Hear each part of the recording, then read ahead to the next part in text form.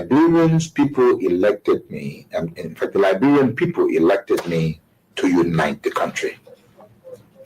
I was not able to get some of the other factional leaders to return to Liberia. I was not able to get one or two of the political leaders to return. And I think they helped to provoke the situation. I was able to do a whole lot. Strangely, the LPC, these were all warring factions, and all of the other warring factions, I was able to bring them into government. In fact, most of the combatants that fought for the government during the war were the combatants of the warring factions that fought against me. So I accomplished bringing them together. I accomplished making sure that the issue of tribalism went away in Liberia. But I mean, to a great extent, I think most Liberians now, if you went to Liberia and took a poll, they would say Mr. Taylor did his best. Any other regrets? The second regret is that I was never able to get the United States to understand me. I was never able to get them to work with me, which is so essential for Liberia. No president of Liberia, no president can make it successfully unless he is online with Washington. Now, I'm not the type of guy that you can pick up a telephone and command. I don't take that. I didn't take that from Washington. Then, even if I were elected president, I would not take it. I'm not that guy. I'm not a coward. But I do believe that a good working relationship is essential for any president of Liberia, or that president will fail. I'm filled with a profound sense of gratitude and humility. It has been an honor and a privilege to serve as your president and commander-in-chief for the past 6 years. Together, in 2018, we embarked on a journey to build a united, peaceful, and prosperous Liberia. And I am deeply thankful for the trust and support you have bestowed upon me and my administration during my tenure. As we navigate the complexity of governance, may God bless you all, and may God continue to bless the Republic of Liberia. Those who wrote the speech, inauguration day, everybody happy. We are rejoicing over the defeat of the old regime.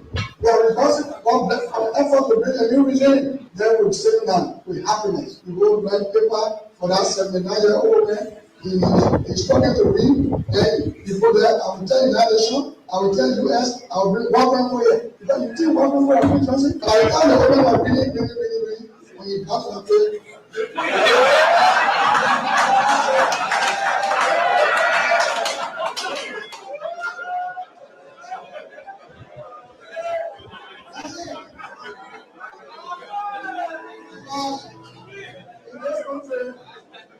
when you elect a clown and you think that he will be a king, what he does is to convert the kingdom into a circus. This is what we must deal with, and this is what we must say. Who do we elect into our public offices? Because, as I've said before, when you allow hyenas to take care of goats, why should you be surprised when the goats are eaten? This is the same. And Africa is only going to realize our potential in all areas when, by dint of choice, we enable and allow our best men and women to serve in different areas. I've heard it being said about Lee Kuan Yew in Singapore. I've heard it being suggested about Mahathir Mohamad in Malaysia. I've heard it being said about Japan. I've heard it being said about other countries, but there was a conscious decision on the part of those individuals and the followership. We always talk about leaders, but we never talk about the followers. The followers must also style up. Africans on average are for some reason attracted to thieves. Africans are for some reason attracted to men and women who cannot serve her. And when they are not served, then they complain. When Africans are told, choose you now whom we shall release, Jesus of Nazareth or Barabbas, they say, release Barabbas. And when Barabbas behaves like Barabbas, they say, why are you not behaving like Christ? It cannot be done. in May of 2001, signed a second of two executive orders, number 13213, Defense Exhibit D310, in which it was stated, and I quote, "The government of Liberia's complicity in the RUF's illicit trade in diamonds and its other forms of support for the RUF are direct challenges to the United States foreign policy objectives in the region, as well as the rule-based international order that is critical to the peace and prosperity of the United States. Therefore, I find these actions by the government of Liberia contribute to the unusual and extraordinary threat to the foreign policy of the United States described in Executive Order 13194, with respect to which the President declared a national emergency. This executive order did not say the alleged complicity, it concluded the complicity. The conspiracy was born, all systems put into motion, and here I stand today. I never stood a chance. This is the broader contextual matrix that regrettably did not and still has not seen the light of day in these proceedings, despite the gallant efforts by the defense to unearth and reveal the contextual framework behind the charges against me. Now, with the two executive orders, the dogs were let out, so to speak. What followed was a dispatch of the attack pack led by Lieutenant Colonel David Crane, Defense Intelligence, 30 years, prosecutor. He, Crane, unlawfully unsealed the court's sealed indictment to his handlers, senior U.S. government officials at the U.S. Embassy in Freetown, and was never held to account. The rest of the operational team are Colonel Brandon Hollis, Defense Intelligence, CIA, U.S. Air Force, Senior Trial Counsel, and now prosecutor. James C. Johnson, U.S. Army expert, 20 years on conventional and special operations, Chief of Prosecutions for the SCSL. Alan White, 30 years, Defense Intelligence, recalled from retirement to head up investigations at the Special Court of Sierra Leone. Stephen J. Rapp came on board as chief prosecutor for a short time with experience from Capitol Hill, where he served with a U.S. Senate Judiciary Committee sometime before. It came as no surprise to me that as a reward of sorts for Stephen Rapp's diligence in the execution of U.S. foreign policy objectives through these ad hoc tribunals, he was appointed U.S. Ambassador at Large for War Crimes issues. In support of the contextual framework of politics, on February 8, 2006, Lieutenant Colonel David Crane, prosecutor, appeared before a U.S. Congress Subcommittee on Africa, Defense Exhibit D404, and spelled out in clear terms the decision taken in support of regime change in Liberia and what needed to happen to solidify that process. There was little mention, if any, in his testimony about Sierra Leone. And here is what he said. I posit that 5 years from now, when the international community is challenged by other crises, Taylor in Calabar, under the protection of Nigeria, will make his move. We will wake up one morning and watch on CNN as Taylor rides triumphantly down the main street in Monrovia to the executive mansion, daring all of us to come and get him. Unless he is handed over to the special court for Sierra Leone, this scenario is not out of the realm of possibilities. He then asked, how do we assure Liberia's future? And he answers that. Ultimately, he says, what we do about Taylor in the next several weeks will determine the fate of Liberia and the new administration of its president, Ellen Johnson Sirleaf. Crane then sets out several plans, two of which I'll state here. He said, first, hand Charles Taylor over to the special court for Sierra Leone for a fair trial, his kind of trial. This takes him out of the local and regional dynamics that is West Africa. Second, tie any financial and political support to good governance in Liberia. Time does not permit, but the exhibits are present. Not even the Nigerian nation was spared from threats and intimidation, as explained by Fani Kayode, press secretary to President Obasanjo, the Nigerian head of state, who was with him in Washington when President George W. Bush promised, and I quote, to bring Nigeria to its knees if Taylor was not turned over to the special court. And what happened? Obasanjo buckled and capitulated. Now, this demonstrates the significant pressure that was brought to bear on President Obasanjo, irrespective of his personal and leadership obligations to the West African sub-region. And therein lies the dilemma for current African heads of state and government, but how to enter into binding commitments and obligations with the African pairs and remain steadfast, resolute, and unyielding in their fidelity to those agreements in the face of such unrelenting and punishing pressure from powerful Western leaders. My people, where you at? Where you at? Wake up from your slumber, stop sleeping. Whip your hands, whip your hands, whip your hands, whip your. Come on, come on, come on. I know y'all sleeping now. Y'all gotta wake up small, yeah? Okay, let's go.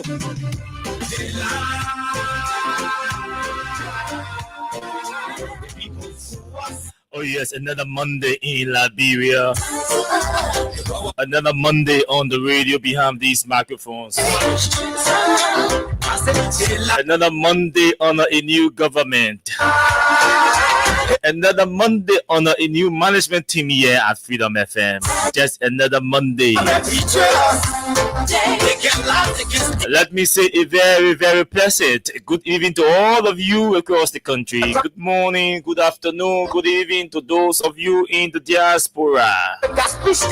Our friends, our fans, our followers, our critics, and even those of you who do not like the things we say and the way we say them. It's good to have all of you joining us tonight. It is Monday, the 14th day of July. And yes, we're still enjoying 2025. Enjoying it comes in as is used in the context of we're still alive, we're still existing. We still find ourselves in 2025. Freedom isn't free. It shouldn't be a bragging point that, for example, I don't get involved in politics. I don't get involved in politics. I don't get involved in politics. As if that makes someone cleaner. If you don't get involved in the politics, it does not make you a better person or a perfect person or a clean character. Nobody might hope that no. That makes you derelict of duty in a republic. When someone or somebody is derelict or something is derelict, D-E-R-E-L-I-C-T, derelict. Either it is in a poor state as a result of neglect, or someone has neglected his or her duty. Why? The government should lie. Why? So, yeah, I don't want to get involved in politics. Bill Maher says that is equal to neglect of your duty as a citizen. He goes on to say, liars and plunderers in government who have a much harder time, a much harder time of it. If so many people didn't insist on their right to remain ignorant and blindly agreeable. Unity Parisi, anything Baga do, I like it, I agree. Even if we have not been able to restore safe drinking water tomorrow, we do not have stable electricity. People are going to bed hungry on a daily basis. Because I am a Unity Partisan, I agreed. The Baga is doing well. Baga is transforming the country. Baga is changing the country. Agreeability to everything that comes out of the ruling party because mostly of ignorance. So Bill Maher is telling us tonight that freedom isn't free. It shouldn't be a bragging point that I don't get involved in politics. As if that makes someone cleaner. He says no. That makes you derelict of duty in a republic. It means you're neglecting your duty, living the republic in a poor state as a result of neglect of duty. So we who have the capacity and the chance to get involved in the politics, If we say we're not getting involved with politics, we are not going to vote, we're not participating in the debate or the conversation about good governance and all of that and fight against corruption, we are neglecting our duty in which we leave our country, in which in fact has led our country into the poor state it is in. Your vision and your mission, your intention to the nation. He goes on to say liars and panderers in government who have a much harder time of it. If so many people didn't insist on their right to remain ignorant and blindly agreeable. That's a fact. Too many persons go for friendship, political alliances, and all of that. And we prioritize and prefer our political alignment and our personal relationship over national interest. And so, because of that, our government officials are living in comfort. They are comfortable. They say, oh yes, we have followers and partisans. They will support us and defend us in everything we do, even if we are not doing the right things. Folks, a lot has been said about Mr. Braga returns to the country, but there was a statement that appears to be contradictory. That led us to a lot of damages. At one point, at a particular point in time, the president is studying the legislature that his government, through the Chinese, have done a comprehensive survey of our mineral deposit in the country. He says it represents the most comprehensive survey for the last 5 decades. He goes to RIA and tells the reporter that he did not say comprehensive. Takunji says they lie. The people fool us. The people lie to us. Did Mr. Braga lie? Did he forget about something? Was that an oversight?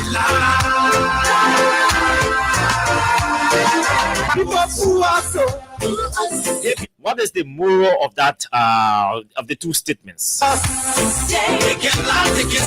Yes, we have something to say about that. July 17th. It's just this week. Today is the 14th. The 15th is tomorrow. The 16th is Wednesday.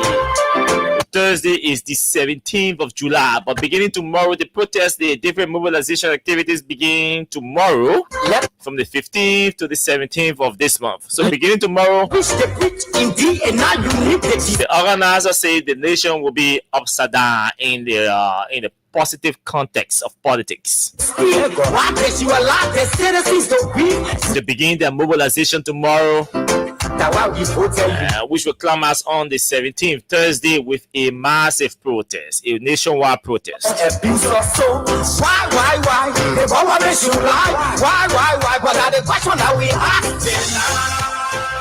At the Ministry of Transport today, we'll go deeper into what's happening with the at the Ministry of Transport.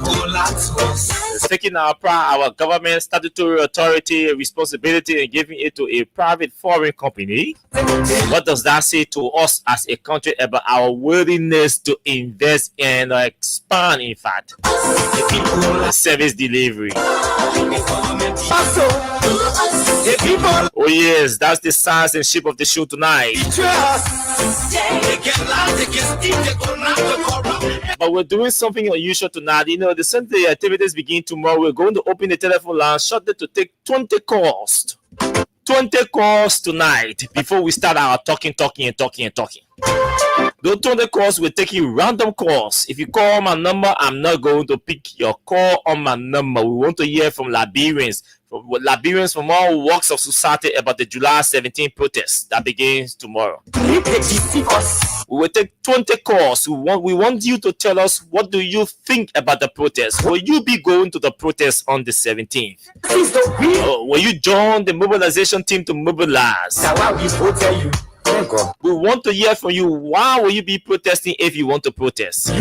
Why will you not be protesting if you say, I'm not protesting? We're taking the first 20 calls tonight, just after we take a break from our sponsors and partners. Come Stop Liberia, Win Liberia. Hey, Yanxing B. Let's take a break. We'll come back. We welcome all of you who join us tonight on via our Facebook and social media pages. This is Freedom FM. This is Freedom Hard Talk. This is 87.9. My name is Austin this week. Yang Titi to Deja. Introducing Yanjin Beer from Beijing, the newest sensation in town. Yanjin Beer is so smooth and light. You can drink it, wake up in that morning, feeling very energized. And you wicked boy, the woman will be very happy. No headache, no eye spinning. And the Yanjin Beer bottle, it got a special way again open. Nobody will ever use you for the opener again. Very easy.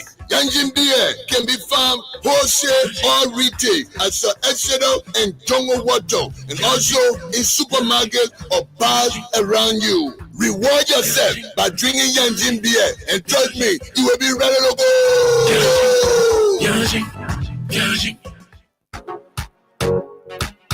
My brother, God can bless anybody. Win big today with Win Liberia on Freedom FM. Yes. For just $100 Liberian dollars or 50 cents United States dollars, you can win from 4,000 Liberian dollars up to 10,000 Liberian dollars. And for $200 Liberian dollars or $1 United States dollar on Japa days, you can win from 15,000 Liberian dollars, 50,000 Liberian dollars, 100,000 Liberian dollars, and up to 1 million Liberian dollars. For these amazing prizes, dial *255*1#. Again, dial *255*1#. The more you play, the better your chances. It's Win Liberia Cash Giveaway on Freedom FM.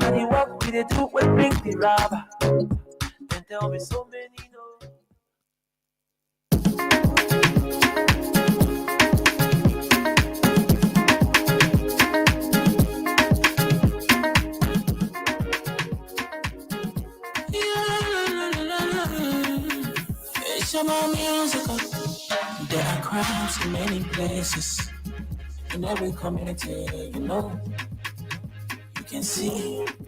So if you see crime reported, don't take law in your hands for the right authority, and it can't take your law in. Crime Stopper here for us, we need safety to your door, whether you rich or you poor. If you see a human talking, I mean you check.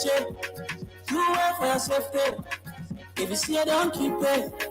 You must call to report it. Crime Stopper, the people bringing safety to your door. Crime Stopper, stopping crime and make it before them before. Crime Stopper Liberia, from the center to interior. Crime Stopper, keeping us safe, let's stopping crime for all of us. Crime Stopper, the people bringing safety to your door. Crime Stopper, stopping crime and make it before them before. Crime Stopper Liberia, from the center to interior. Crime Stopper, keeping us safe, let's stopping crime for all of us. Crime Stopper Liberia is your community crime fighting partner. Don't take the law into your own hands. Remember, if you see a crime, report it. This is a message from your own self, old man Sam Cyan. Crime Stopper, the people bringing safety to your door. Crime Stopper, stopping crime and make it peace for them before. Crime Stopper Liberia, from the center to interior. Crime Stopper, keeping us safe, let's stop it crime for all of us. Crime Stopper, the people bringing safety to your door. Crime Stopper, stopping crime and make it peace for them before. Crime Stopper Liberia, from the center to interior. Crime Stopper, keeping us safe, let's stop it crime for all of us.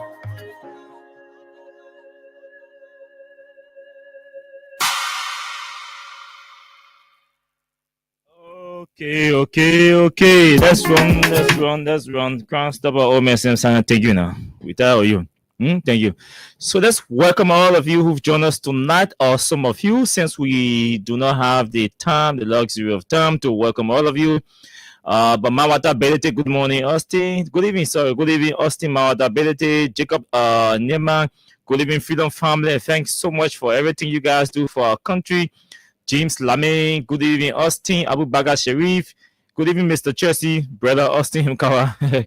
My man Chelsea is my second choice. I'm a Real Madrid fan, number one. And I support Chelsea in England. I support Madrid in Spain. Those are my two teams. And I support IE in Liberia. Phoenicius Junior Bar.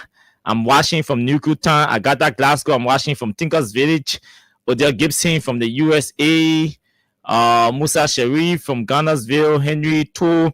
Good evening. I'm watching from my residence in Cardwell. Thanks for the update, Timothy.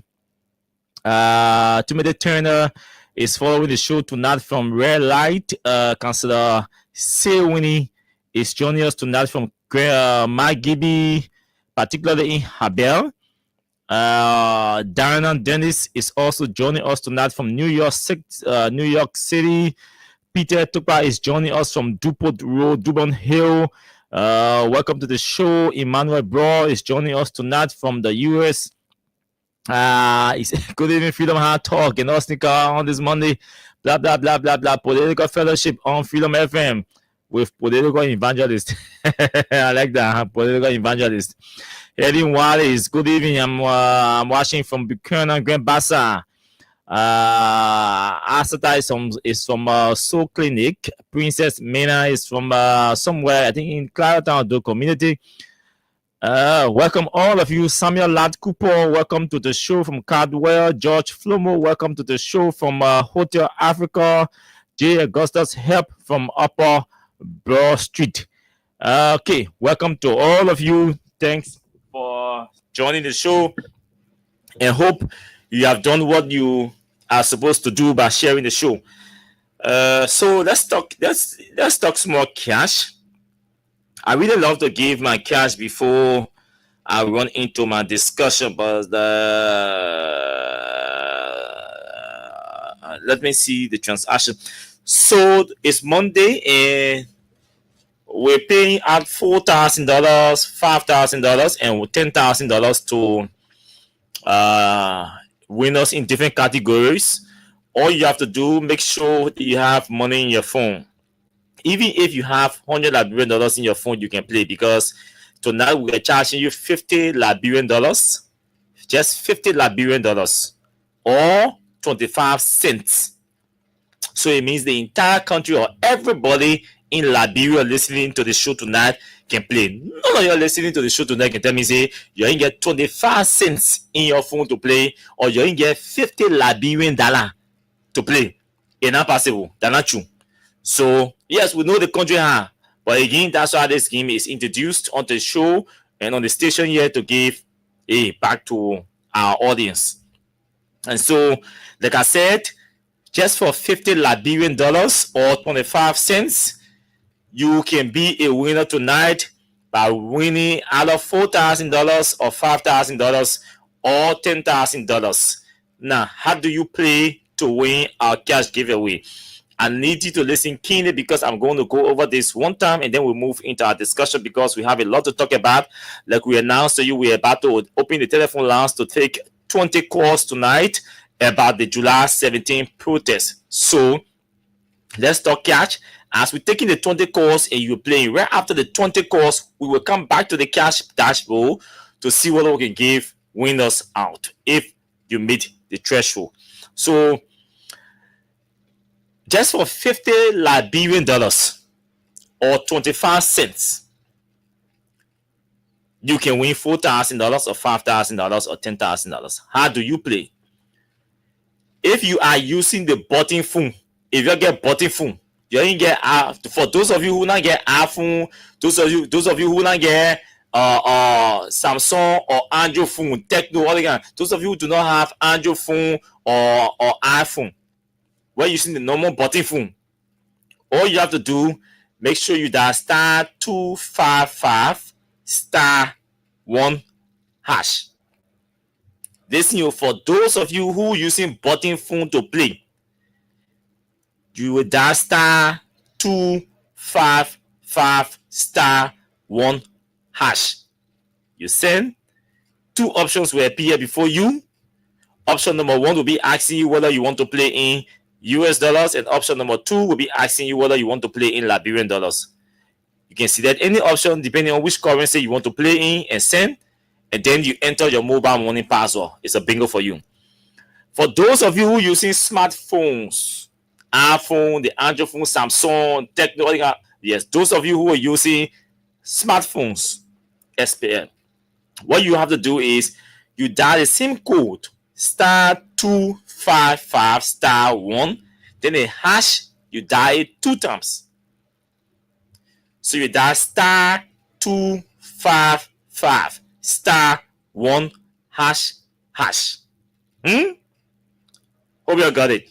So that's the difference. The only difference between those who using the button phones to play and the smartphones to play is that the button phone people will dial 1 hash or hash 1 time, but the smartphone people will dial hash 2 times. So I will go over it again, and then we'll move into our in-house thing, and then we'll take calls we'll take the 20 calls before going to our discussion. Again, you just need 50 Liberian dollars on your mobile money account or 25 cents on your mobile money account to play the radio game. When you have that and using button phone to play, you will dial *255*1 hash and send. Then you see there 1 to play in USD or 2 to play in LD. When you see there, you send, you enter your mobile money password for the button phone people. For those of us who are using smartphones, you will dial *255*1 hash *255*1 hash. You send, and then you either see that number 1 to play in US dollars or option number 2 to play in Liberian dollars. You send, and you enter your mobile money password. That's all you have to do. So once you do that, my dashboard is here. Is going to read. I will know whether I reach the threshold. Once it reaches the threshold, obviously you will be able to withdraw, and then your money goes to your phone automatically. All we do here is we call you to confirm that you receive money from us. That's all we do. By calling you to ask you whether you receive money from us. That's all we do. Yeah, so that's all we do. We'll just call you as you now receive money. That's all we do. So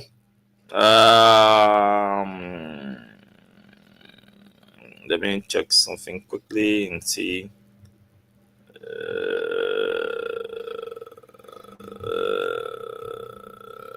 Okay.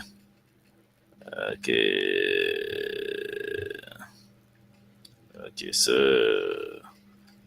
let me check it quick and see. Okay, so that's it. So I want to set the dashboard ready for me. So as soon the transaction reach when the transactions reach 200 transactions, I will start paying. We're close to 200. So once the transaction reach 200, I start paying your 4,000, 5,000. So as we're talking now, so I don't want to forget. That's why I'm setting the phone dashboard ready for me. So as soon as it reaches transaction reach 200, I start doing jaws. So let's move into different stuff. So I came across something today from Cameroon, and it is interesting, and I thought to share with you. Do you know that the oldest head of state in the world is from Africa? Do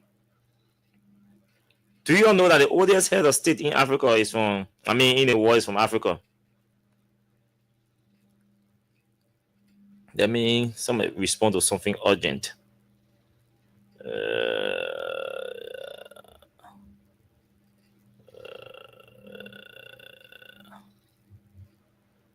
Let me respond to something quick.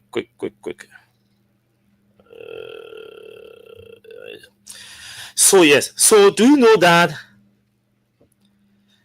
Paul Biya of Cameroon is the world's oldest president to seek 8 terms? He's seeking his 8th term in the presidency. Do you know that? The world's oldest president is from Africa. So this is what the BBC is reporting, right? BBC is reporting that the world's oldest head of state, Cameroon's President Paul Biya, 92 years old, has said he will run once more for re-election in October, aiming to extend his 43 years in power. The man has spent 43 years in power. He is 92 years old, and he is seeking his 8th term.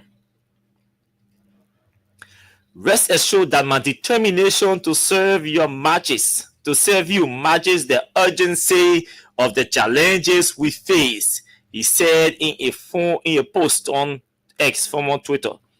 He added that his decision to go for an 8th term came after numerous and insistent calls by people from all regions in Cameroon and the diaspora.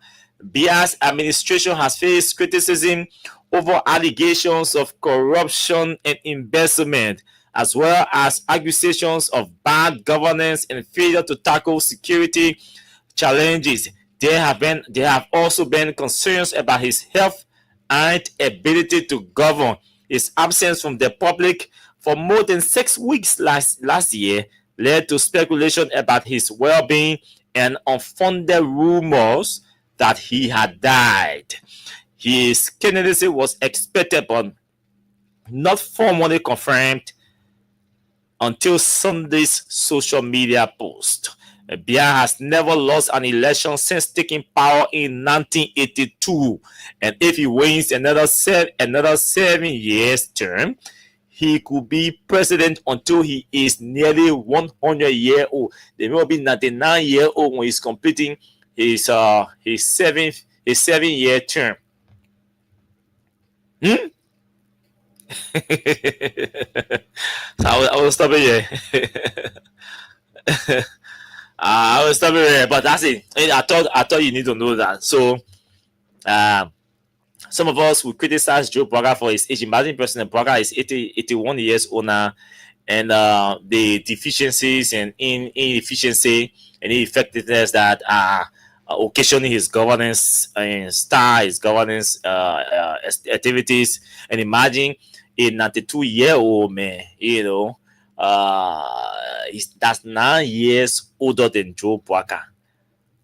So when you see UP or Braga people reading this post and celebrating or running with it, that's the reason. The people say Braga, Cameroon president 92-year-old, he's seeing his 8th term. They won't be talking to Joe Braga. In Liberia, that's how we reason, that's how we rationalize. But again, I think you see the thing, African democracy. There's some who believe that democracy does not work in Africa. It doesn't fit our African culture, African sentiment. Even though I don't subscribe to that in its entirety, but at a certain point in time, you want to believe that democracy is not for Africa. You want to believe that that Africans should adjust or adapt to democracy. But I mean, whatever the case is, not a year old man, 2-year-old man still won't be president. Or if any in the country, young educated people still won't be president. Who knows? Joe Braga could even decide to contest in 2029. And for me, I can safely sit here tonight and predict that Mr. Braga will be on the ballot in 2029. I can say that because I know the people he has around him and even he himself. But that's it, man. That's it. So let me go back to this dashboard and put it right before me and start running, and so we can start taking calls. We'll come back, we'll do jaws. As soon as this transaction reach 200 transactions before I start doing jaws. So you want me to be transparent, I can be announcing the transaction. If you want me to be transparent, also how many transactions, I can be announcing it, but reach 200 transactions, I start doing jobs. I want to never are forced to give people money. At least 5 persons. I gotta give you 5,000, 5,000, and if I go at least. So let me go back to the dashboard. Okay, so we're close to that. So once we reach 200 transactions, I'm giving I'll do the first 2 or 3 draws to give you money. So listen, folks. July 17 is important. July 17 protest is important. And I said to you always that I have never been associated with any protest in my life. No. Meaning, yeah, I have supported protests and different activities because our constitution or our law allows that. So in respect to our constitution, yes. But to have gotten particularly involved with protests where I have to go on the protest scene and all of that, on the 17th is going to be my first time. Yes, I have been to protest scene as a reporter when I was a reporter. Yeah. So, but this one, I'm going to be there in solidarity with our poor people. That's why I'm going there. I'm going there because there are reasons to justify my presence. Yes, I'm going there because there are reasons to justify my presence. Now, the people say talk show hosts, they shift public opinion, they influence people and all that. Yes, it is true, but on the basis of this protest, on the issue of this protest, disregard my pronouncement that I'm going at the protest and focus on your internal, your conscience. Focus on your conscience. What is the reality within you? Look deep in you. Reflect deeply. And say to yourself, I am not going. There is no justifiable reason to go to that protest. Or I am going because these are justifiable reasons to go to the protest. Do not allow anybody to influence you to go to protest or not to go to protest. I will say that to all of you because, hey, there are people who listen to this show every day. They are not unity partisans. They are not seditions. They are not any partisan of any political party. But they listen to this show. There are also people who are members of the unity party that listen to this show. And there are also people who are members of the ANC, Liberty Party, other political parties who listen to this show. And also members of the diplomatic corps who are not members, who are not partisans to any political party here, but they also listen to this show. So I'm saying to you, disregard my pronouncement that I will be at the protest. Let's focus deep inside. Let's reflect deep inside. Some of you are seated at your homes tonight, seated on your porches. Some of you are still in your cars driving home or riding commercial vehicles going home or keke going home. This conversation is for all of you. If as you are driving going home or as you are seated on your porch, whether it's back porch or front porch or in your living room or in your room listening to me, or whether you are in the keke or in the taxi going home, or some of you are still in your office trying to wrap up, wherever you are, let's reflect deeply together. As you sit in the keke on your phone, ask yourself internally, is everything okay in this country? Don't just stop there because, everything okay. Is everything okay? Do I think that things are not so okay to the extent that I am angry? Or to the extent that I am disappointed in the Unity Party government? Based on what they projected to us that, hey, Mr. Bwaka is the most experienced person. He understands all of the issues. Then Liberia, everything will be rosy. Liberia will be gold and diamond and everything.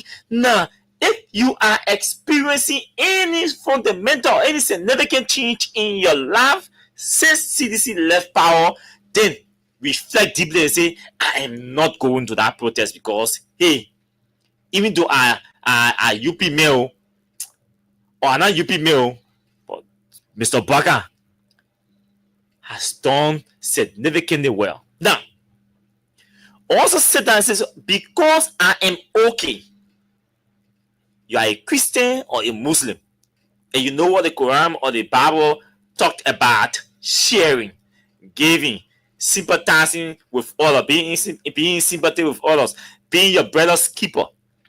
So are you telling me tonight that because you're going home, you had 2 meals today, maybe breakfast and maybe dinner or lunch, whatsoever it is, and you go home, there's food home to or at their house to eat. So because that is okay for you, because you are okay, so those who are sleeping near your house do not hungry. You don't care. You care less. Is that what you're saying tonight? Because I listen to people saying, oh, there is no reason to protest and all of that.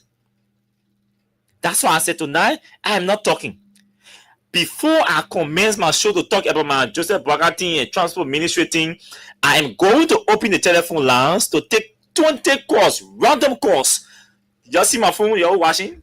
The phone. I have, even though I need 2 phones, but I only get 1 phone for now. Only the phone I get. You will not see the microphone I'm going to use. You will see the microphone. I am not taking calls on my phone. Unless calls from the organizers of the protest, or maybe the government people listening and may want to call in some government official. Yes, that one I will take calls from them on my phone. Maybe that government official people, they enjoy that privilege, that leverage, and to call anytime I will take that calls. The organizers, yes, I will take that course on my phone. But those of you, the people in the community, will announce these numbers. You call these numbers and we'll mark the calls from 1 to 20. Tell me whether you are going to the protest, whether there is a need, whether the protest is justifiable. And why do you think it is justifiable? Or why do you think, if it is not justifiable, why do you think it is not justifiable? So let's start taking the 20 calls. Less than 10 minutes, you can tell me whether you're going to the protest or not coming back. So we allotting the first 5 minutes and see how many calls we can take in. I think we can take 10 calls in 5 minutes at the time of 30 seconds. So say we're taking 30 seconds, we can take 10 calls in 5 minutes. So in 10 minutes, we should be done with the 20 calls. 0776 104 104. 0776 104 104. 0886 500 104. Those are the 2 main numbers to call and join the show tonight. For those of you in the diaspora, I'm allotting 5 slots to the diaspora callers because they do have influence here. Their family members here, their businesses here, their properties here. So we'll take 5 calls from the diaspora, then we'll take 15 calls from Liberia. So those are the 2 numbers. The WhatsApp number for those of you in the diaspora is +231 886 500 104. Let's talk the protest first, and then we'll move on to our transport ministry thing. But I'm also watching the dashboard. We are already around something like 80 transactions. As soon as we get to 200 transactions, we'll do draw and start calling the winners. The first 2 winners here on the show tonight. So I'm monitoring the dashboard. We're just around 80. So we'll reach 200 transactions. I'll start doing draws. Yes, so that's where we are. So let's take the first caller. 30 seconds. Good evening to you. Hello. Good evening to you. Your name and then where you call from, and tell us whether you are going to the protest or not. My name is Peter. I'm calling from Brownsville. No, I'm not going to the protest, and I think I have some reasons why. Okay. I think that at the end of the day, in every government, everybody has the right to protest. I have nothing against the protest. I feel that everybody is entitled to protest when things are bad, and people have the right to speak out and stuff like that. I think at the end of the day that we should protest for the right reason. Okay, so do you think the protest is not justifiable?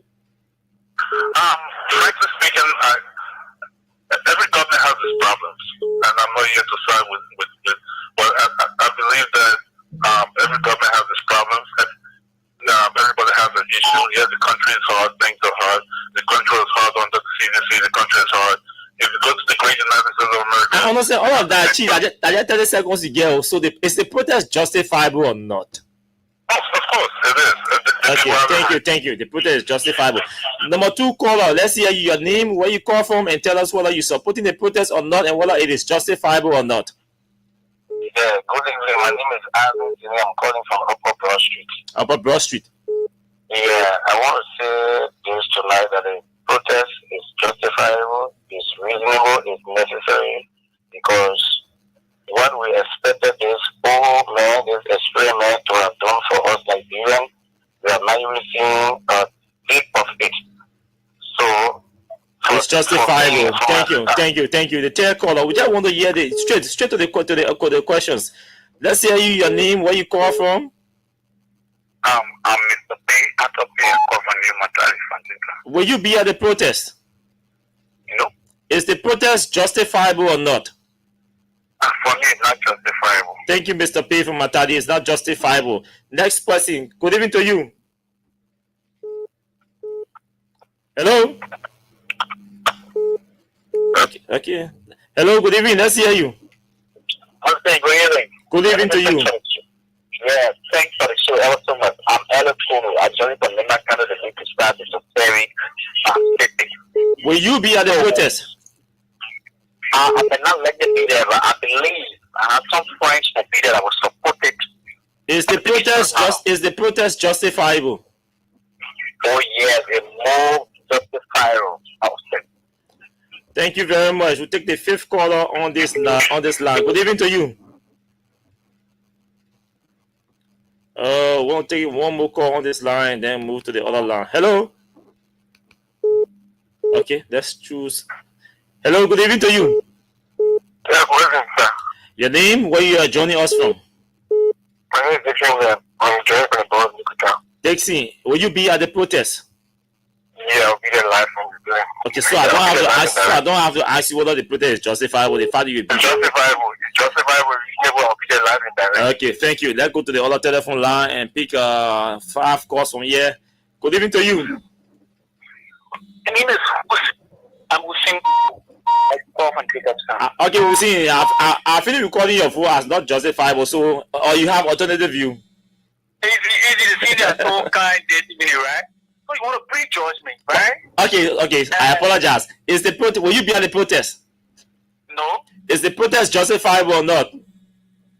It is justifiable, right? Mm-hmm. In a sense, it is guaranteed under the Constitution of the government. There are dissatisfied, the different citizens. So, right to protest. Thank you, Uzi. Thank you. The protest is justifiable. Next person. Good evening to you. Yes, good evening. Let's hear your name. Where are you joining us from? Yeah, I'm Daniel Arroyo, and I'm calling for the capital Papa. Daniel, go ahead. Will you be at the protest? Yeah, well, firstly, I don't want to answer yes because you cut me off. I cut you off? I don't want, because I answer yes, you cut me off. No, don't do that. Don't do that to me. This show is for everybody. Hussein Kerry was just on the phone, Jenna. I didn't cut him off. What I'm saying, I'm saying I will be at the protest ground, but as soon as I say, hey, you say, okay, justifiable, then you cut it off. No, I'm asking you 2 questions. The first question is, will you be at the protest? Yes. Is it justifiable? I think it is justifiable. The thing I wanted to say, I was trying to get there and somebody telling me that you are evangelist, where you going to at the protest ground. So I tell them, I say they need Daniel are burying a share on the Saros, because in book and also they said King Party will not sing to serve in the King Party. So if something is happening to your country that is not right, you have to go out there and make your voice heard. So it is justifiable and I will be there live. Thank you so much. Next caller, go ahead. Let's hear you.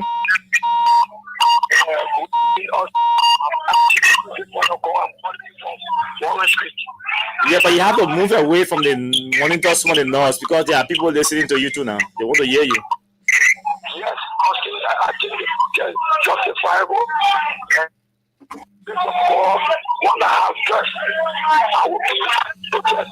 It will be my first time in history for our youth to go attend protest because I believe the protest is justifiable. We need to put this government on the 5 Thank you. Thank you. Thank you. Thank you. Thank you. So we take let's see what we can take the fifth call from this number. Good evening to you. Yeah. What is your name and where are you joining us from tonight? Will you be at the protest on the 17th? Yeah, I will be at a protest, and I want to encourage everybody who interested in the protest to be there. And everybody who want to support the protest of with everything. Thank you from Louisiana. Now we've taken 5 calls from this number. 5 calls from this number. So we take 2 from here, and okay, we'll take 2 from here, 2 from here, and we'll take 6 from the diaspora. If nobody from the diaspora calls, then we'll continue the call. So let's take the first 2 from this number, and then we'll go to the other number and take 2. Hello? Let's hear you. Go ahead. Yeah, I'm from Claratown. From Claratown. Yeah, the protest is justifiable. I will be there. Justifiable, you will be there. Thank you very much. Okay. My CC, you won't breach our route on there. I said I'm taking no calls on my personal number. I said you organizer. If you're an organizer, I will take your call. Okay, let's talk to this person. Good evening to you. Yeah, boy. My name is David, just calling from Fena. Go ahead. From Fena, will you be at the protest? No, I will not be at the protest. Is the protest justifiable or not? I said no. There are 2 questions I'm asking you now. The first question you said no, I asked the second one. Oh. Yeah, the second one is right. I'm asking whether the protest is justifiable. No, it's not justifiable. Okay, thank you, my dear brother. Okay. The person said no, he will not be there. It is not justifiable. So let's take 1 more from here, 1 more from down there. Okay. Good evening to you. Yeah, hello. Good evening, you live. Yeah, I'm Harrison William calling from Babulu.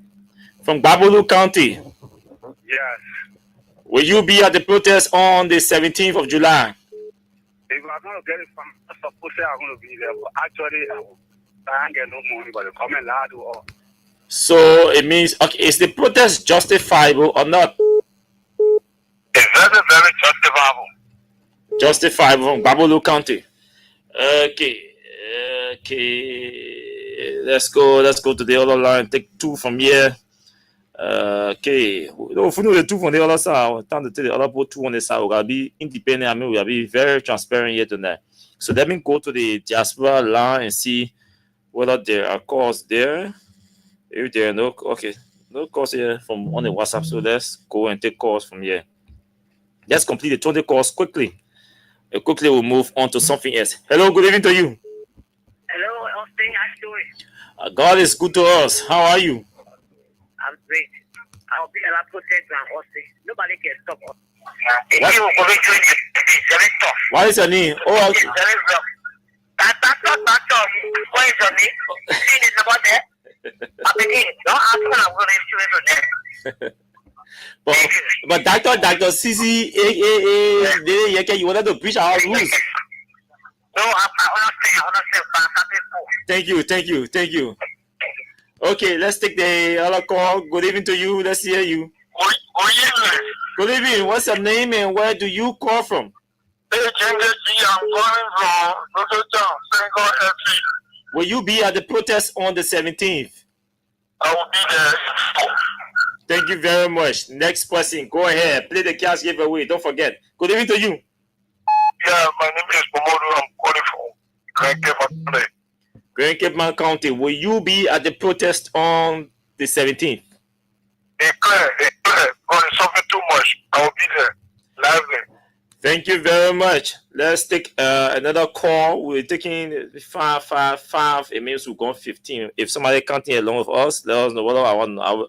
Yes, we're going 15. So the last 5 calls were reserved for the diaspora, but there's no call, and we can't keep waiting for diaspora call. So we'll go ahead and take calls on this side. So let's continue taking the calls. I'm not taking calls on my number. Hello, good evening to you. Good evening. This is John Kevin Moore calling you from KLWA. Will you be at the protest on Thursday? For one reason, I don't Nigeria need peace. Nigeria need peace and security. There's no need for us to have any protest. If you have anything to do with the issue, get on the table. Get on the table. Get on the table. Let it solve. Thank you. Who's on the platform they're talking? You don't have to give people any avenues to say, yeah, protest. Let the people get on the table for this problem. Oh, you see, yeah, you see, you're talking funny now, then you spoil you. No, brother. See your brother, see your brother, see. Whoever calls, say protest. See your brother. See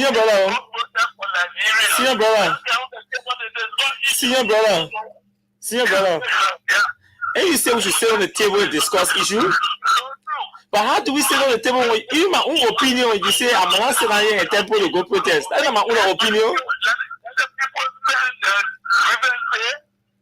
And then we look at those grievances, then we request for all those people that requesting for protest. Yeah. I got your point. But I'm also entitled to my opinion too now. Nobody to get on the street in Nigeria to help us all. Okay. I like the way you're nobody should get on the street like brother can cause nausea. Let's go to the diaspora and take the first caller from here. Good evening, my dear brother. How you doing, Austin? My name is GT Warrior. I'm calling from Canada, and I want to say thank you for the show today. And how are you doing today? I'm doing great. I know you will not be here to attend the protest in person, so I'm not going to ask you whether you will attend the protest. I'm going to ask you whether the protest is justifiable. Oh, the protest is way justifiable, Austin. And I will be. I don't have to be there in person, like you said. But we'll be online and also be protesting. So we'll be using our mouths to protest. We'll be sharing the links for the protest and things. We'll make sure that people here will get the protest and things so they can know what happened. Look, I'm saying the protest is justifiable. Let me give you one or 2 points and make it clear for the Liberian people then. Look, if you feel that you're in Liberia and you cannot afford higher taxes, there's a reason you should come out and protest. And if you know that you are not safe to walk in the street at night, then there's a reason you should come outside to protest. If you know your children are not getting the education that they deserve, then you have to come and protest. And if you are sick and tired of corrupt government officials, look what happened to our motorcycle in Austin. So Austin, we want to South Gawa, 1 or 2 beginning passing around thing. So when someone we have been in a renting room and thing, they say, "Oh, people are also and thing." We buy a motorcycle, so now buy use motorcycle or 450, so now buy bring you 300 and thing.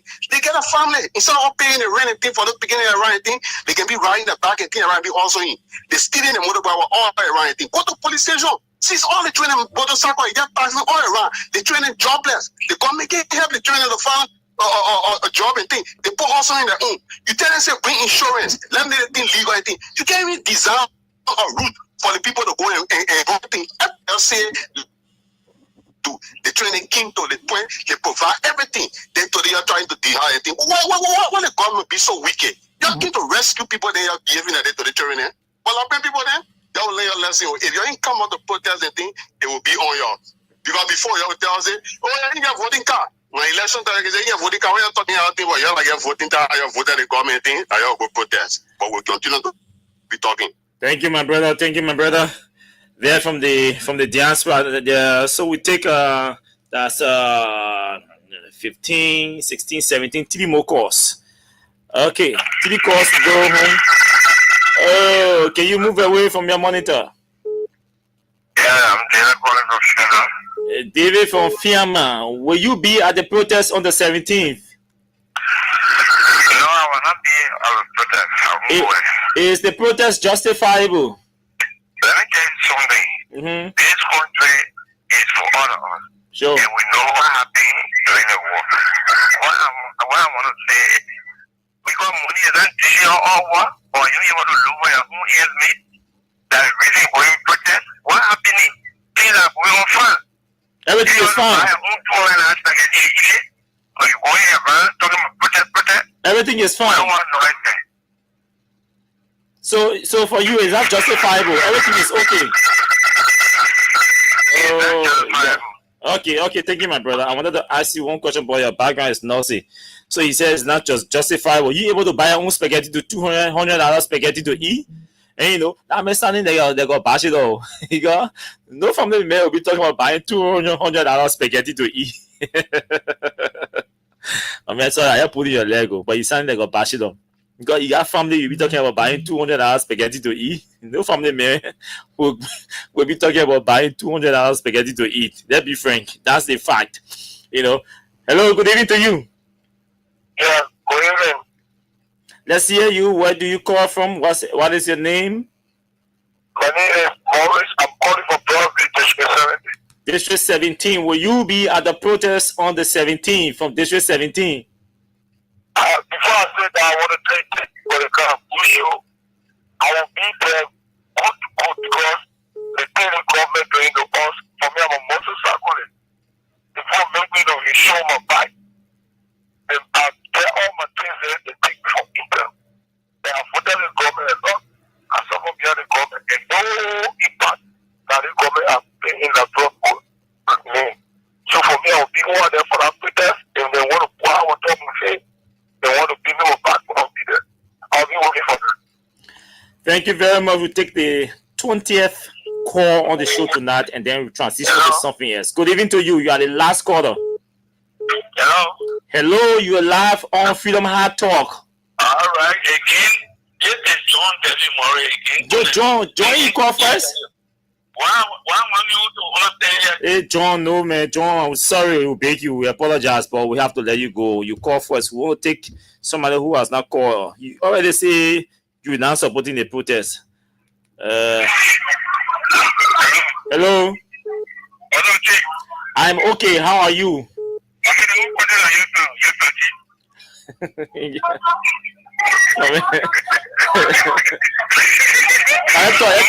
Let us see what you got. Okay, sir. Go ahead, sir.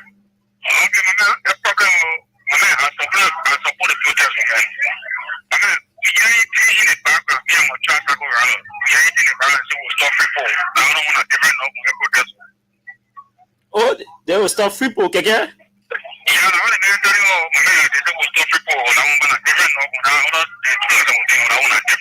When did they say that to you? Have they?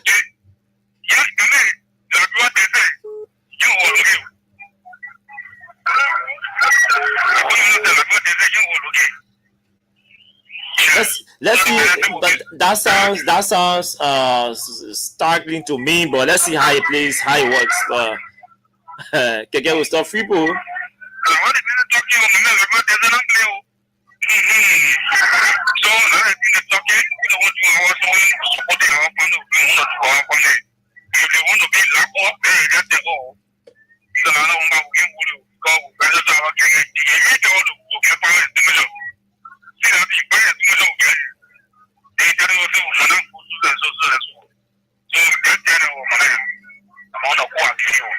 Thank you.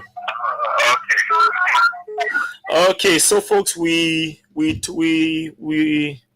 are shutting down the call-in session. We said we were taking 20 calls, and I was not taking any call on my phone. The only person who called my phone was Masisi. I announced it, and I did not take a call on my phone. We took the calls on the main line. Everybody compete for the line and calling. So we see that 5, 10, 15, 16, 17 persons out of the 20 calls or the 20 callers. So that we'll use the noun in this case. So all of the 20 callers, 17 of them say they will go to the protest and the protest is justifiable. 4 of them say they're not going to the protest. The protest is not justifiable at all. Let me take a few comments from the live feed and see whether there are some people who are also posting or commenting on the Facebook live and see. So we'll do them justice too. Mohammed Bado said we are prepared to move into history on July 17.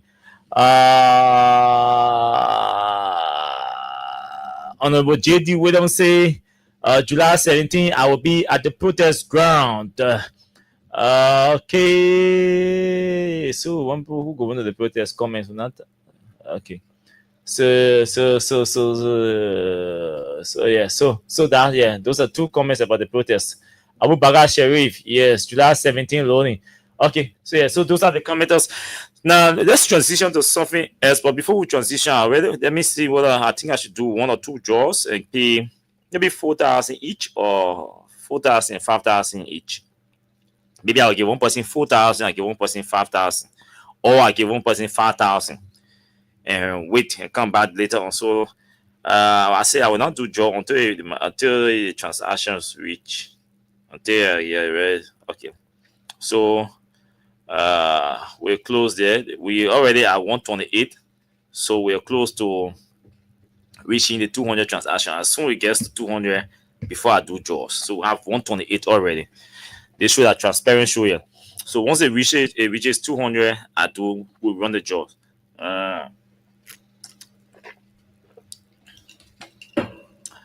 So let's play you.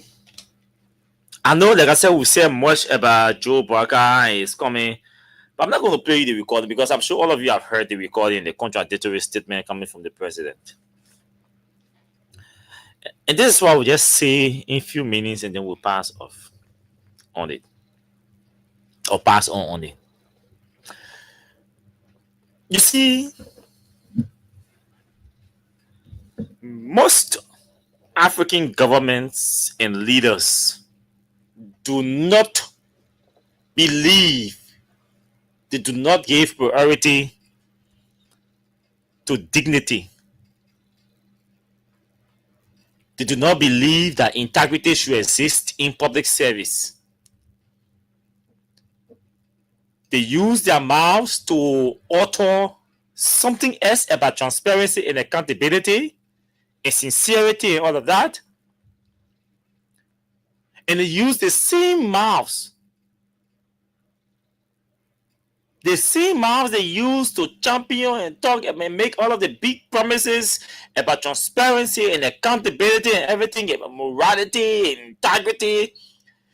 They come back and use the same mouths to do the other, to lie, to intellectualize their refusal to be accountable to the people. They use the same mouth to intellectualize their refusal to be truthful to the people. They lie. The people fool us. They lie.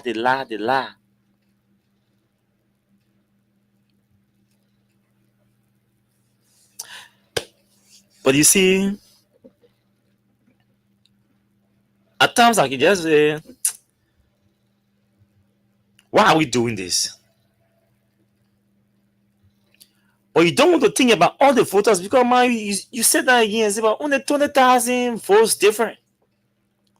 So you don't want to leave the radio and go sit down to your house because 20,000 persons made a decision, and that decision is affecting all of us today. What's about the over 300,000 human beings who voted for George Weah?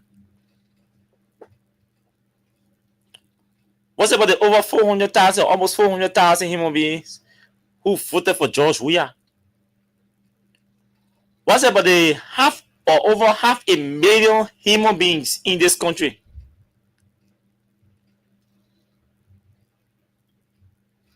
who will go to the polls to vote? What's about the over 1.8 million human beings who will go to register to obtain a voter registration card? What's about the over 5 million human beings? Because if you take 20,000 human beings from our population, we still have at least 5 million human beings and more. Of the 5 million, give 2.5 million to Unity Party. No, give it to them because they won election. They are the ruling party. So give them 2.5 million human beings. Say we have 2.5 million human beings that follow the UP. The remaining one spread amongst all the other political parties. Considering CDC and George Weah percentage, gave him 1 million. And the other 1.5 million spread amongst all the other political parties. Hey, I'm just being hypothetical.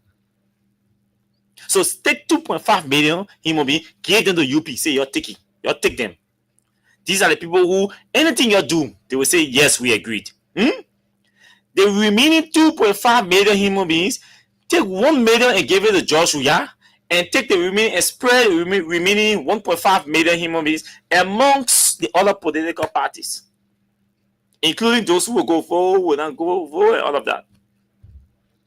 It means there are still 1 million human beings or 2.5 million human beings that depend on us, that depend on our bravery, on our courage, on our strength to speak truth to our oppressors, to speak truth to our leaders, to alter disagreements about issues that are affecting the living conditions of the people. Think about them. Do you want to abandon Raider because 2.5 million human beings out of 5 million human beings did not vote for George Weah or are not supporting CDC and the other political parties? No. That wouldn't be a rational decision. So when you sit down and think critically and analyze and reflect deeply, you say, no, we have to continue standing up. Who knows? Of the 2.5 million human beings we gave to UP, our courtesy as the ruling party, we might just be able within 6 years to win at least 500 human beings from them, 500,000 human beings.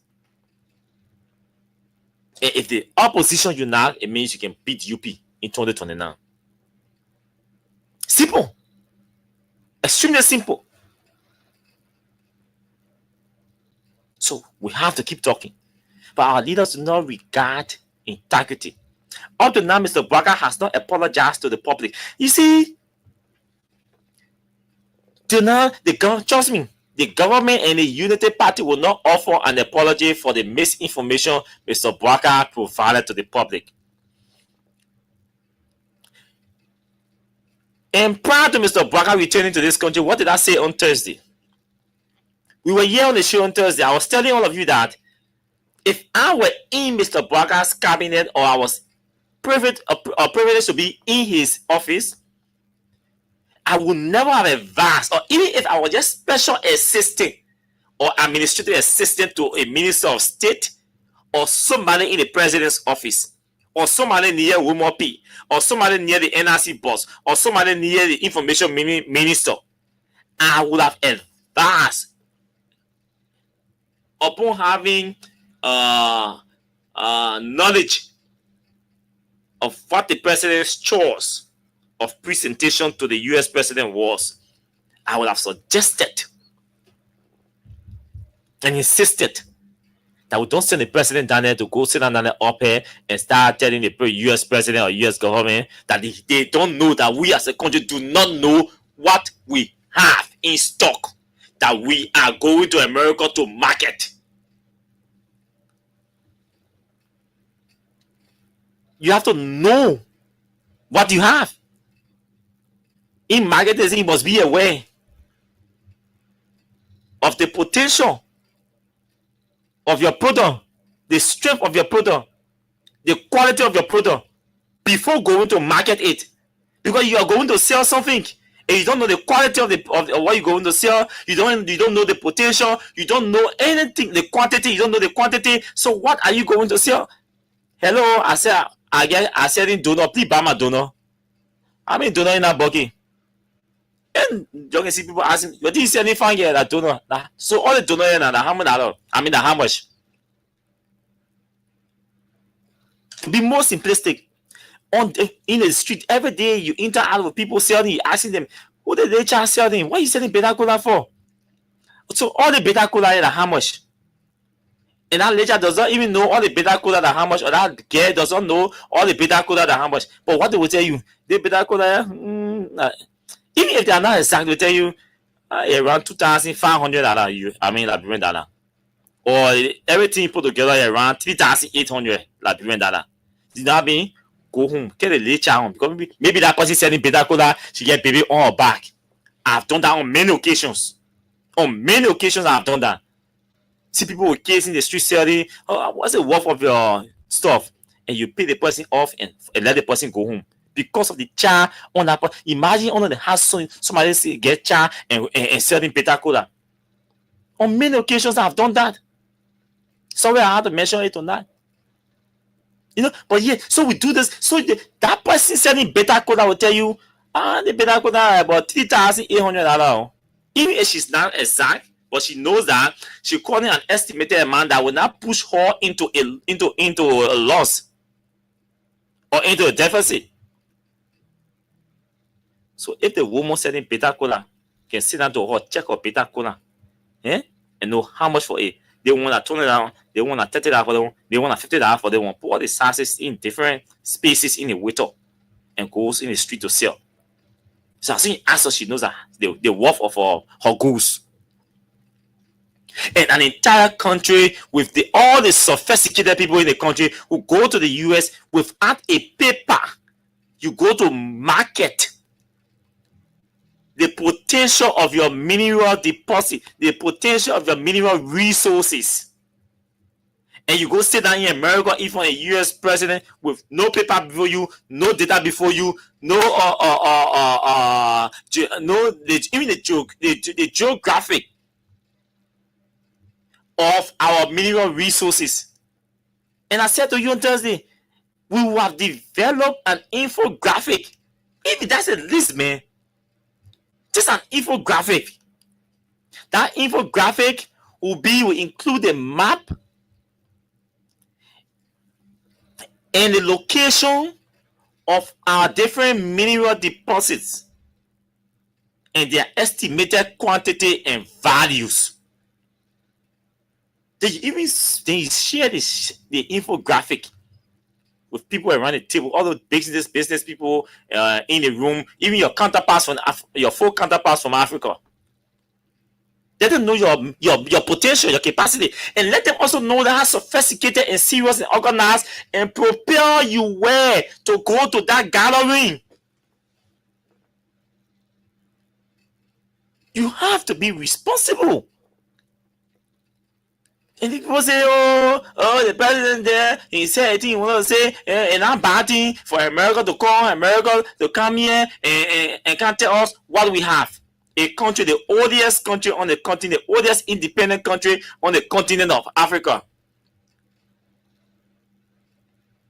It calls itself a traditional ally to America. You want to hold it at age. That age, I ought to eat. Oh, my man, don't talk to me like that. I am big brother. You know they get some brabbing like that. My man, you are not equal. I'm your older brother. I can bone you. They get people like that. Age, hold the age. That's how Liberia looking. I said, oh, Liberia, the oldest continent, the oldest independent country in Africa. Oh, traditional ally to America. What have you done on 19 years, 6 months to attract America to the oldest independent country and a traditional ally to America? What have you done? All that you want America to be doing free thing for you. That's why they want to do that. He go again, he go tell Donald, he go big. You see, and this is the problem I have, and I still have of our UP friends. What all the African leaders who sat around that table did not beg Mr. Trump for anything. Because the conversation was centered around transitioning from aid to trade, from AID, from assistance, from seeking assistance from America to engaging into trade. Meaning, what do you have in Liberia to trade? You want money? Give her your gold. You want us to do your IRO? Give her your diamond. Give us your companies, create a space. We send our American companies down there, American firms to go and work there. And then we'll pay your roles. Or we give you 30% royalty or on profit. Or we give you 40%. So from aid to trade. Trump basically said, and he's insisting on that, hey, America is cutting aid to Africa. in other parts of the world. We're no longer going to be into humanitarian things. You come here and market your potential. We go there and buy it and partner, trade. He's clear. Then we send our president to go and market our potential that we can be able to trade. Trade. What else? What do you have? I have this. What do you want? Okay, so you want this and I have this, right? We trade. We are exchanging something in exchange for money. So we want to exchange our gold and diamond and mineral resources for money. And America says, yes, no problem. We are interested in your mineral. But what do you have, Mr. President? Let's know what you have. Everybody sitting at the table. Then Barker started begging again. Then Mr. Barker started asking for aid. The conference is clear. The mayor's policy is clear.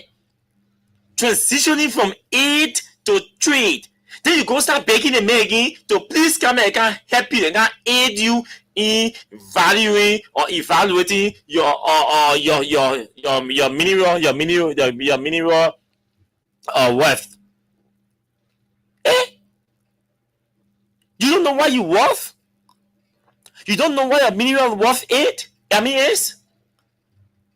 So why did you go to sit at the table when you do not know the commercial value of, let's use estimate, the estimated commercial value of your mineral deposit? Why did you go there? Why did you go there? You should not have gone there. You should not have gone there, Mr. President. Because you didn't know. So what you did, Dana, you were like, doing the same thing Trump said he does not want. And he's not going to do. And the US is not going to send one American firm here or American company here to come and do to come and value your mineral deposit on aid, free of charge. There are many American firms in that country that you can hire with the technological capacity and everything, the technical and a technological capacity to come here and evaluate the potential, the commercial, the financial value of your mineral deposit. So my thing is, we were aware that the president was infected by Trump. Good, infected, unquote. We sat down in a room and decided that, Mr. President, this is what the U.S. government is interested in. Mineral for Africa. Also, they're interested in trade. They're not interested in giving aid anymore now, but trading.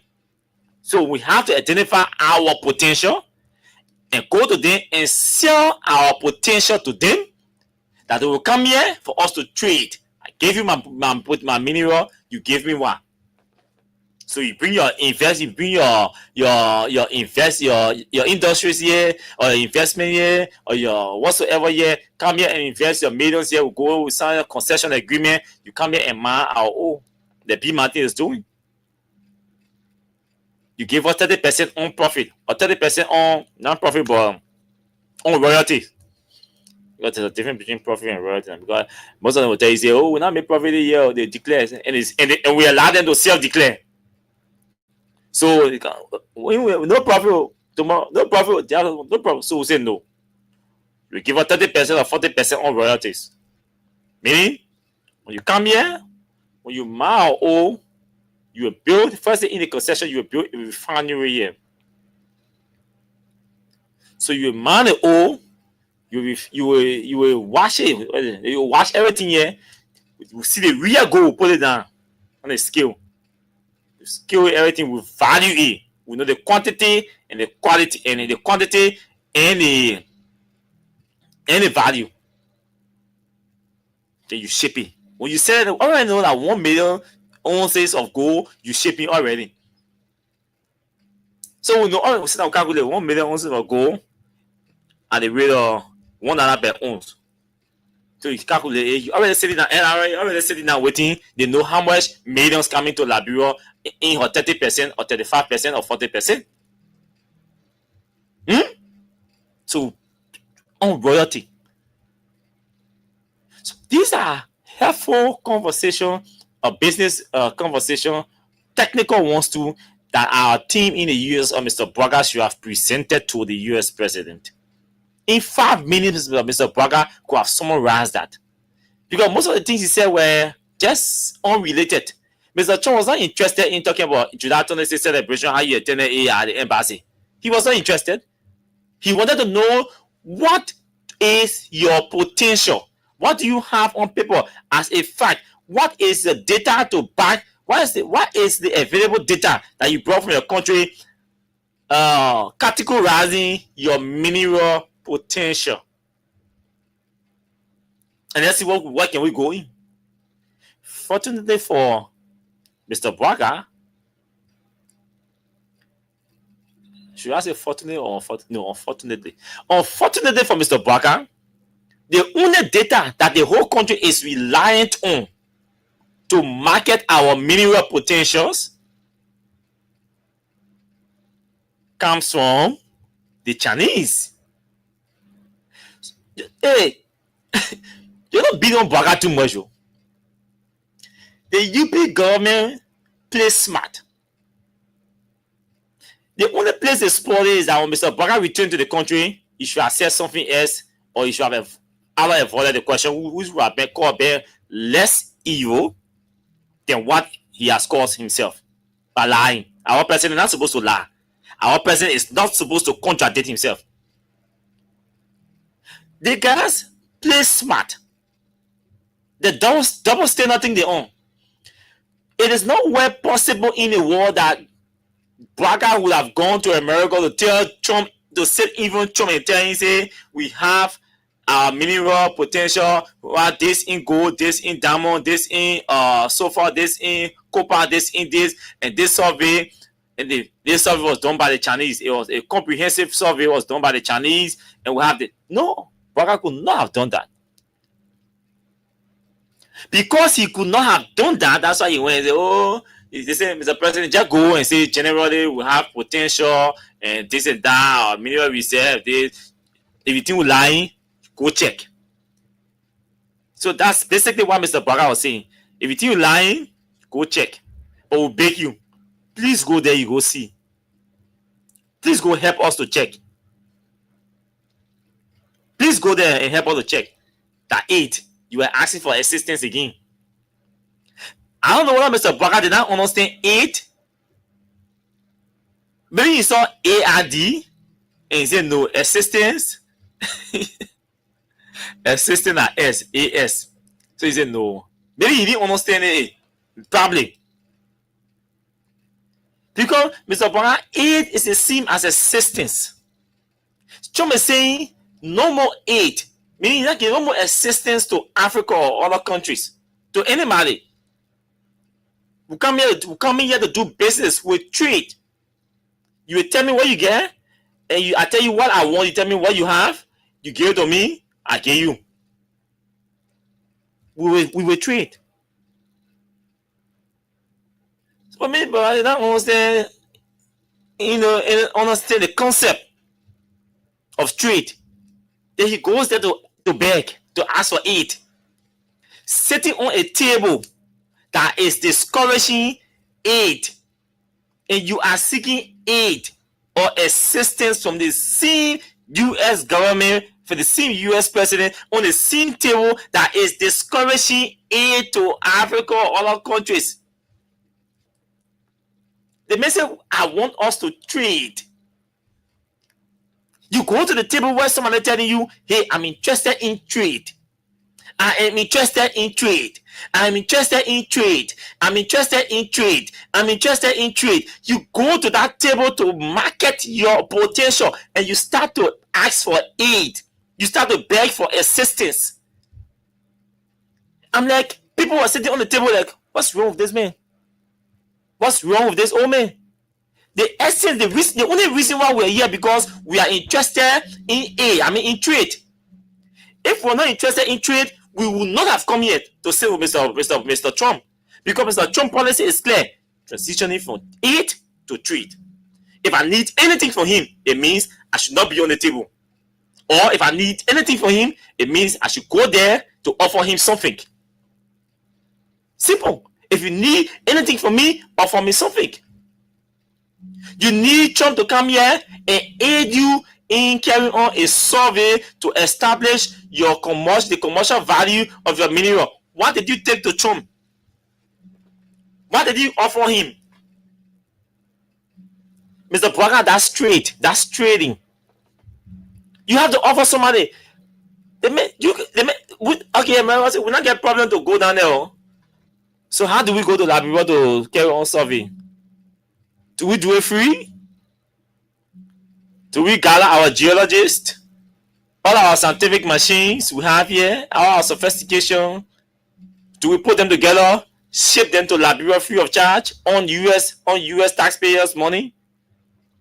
Send those geologists to Liberia on US taxpayers' money, lodge them in luxurious hotels on American taxpayers' money, feed them 3 times a day on American taxpayers' money, be responsible for the transportation from one place to another place, meaning, man, they come here for more than 2-3 months because they have to be stationed here to do your trip, and they will have to go to the southeast, the western region, the northwestern region, central Liberia, and all of that, because those are the gold-rich, the mineral-rich areas. They have to go there to do physical assessment and evaluation. So to travel to the 15 countries, they need logistics, they need security. Who pays? Those are Americans. Americans will be coming here. The safety of the citizens matter. They have to establish an office here. Who pays for the office space the time they will be here? They have to hire local staffs. All Liberians, local staff, to work along with them, because they don't know the southeast and the western region and central Liberia. So they have to hire people from the southeast when they go in there, hire contractor from the central region, hire contractor from the northwestern region, hire contractors from the employees from the western region to work along with them. They will have to pay those people. Who pays the monies for them? In case they're traveling and they have accident, somebody die, who shoulder that responsibility? Insurance comes in.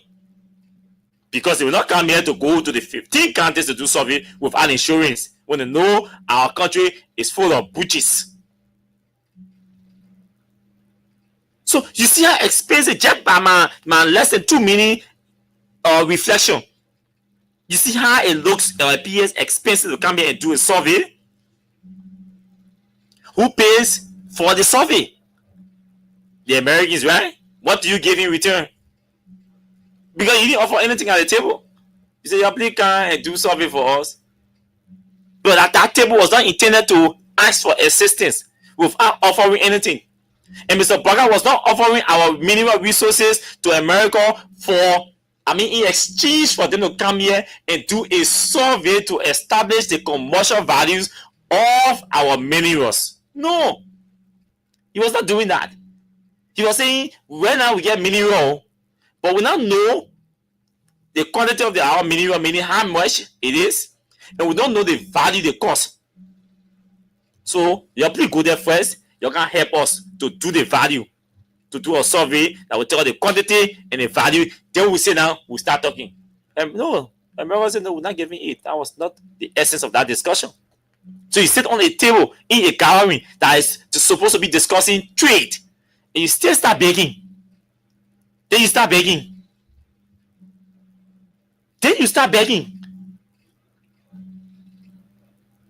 Totally outside the intention of the gathering.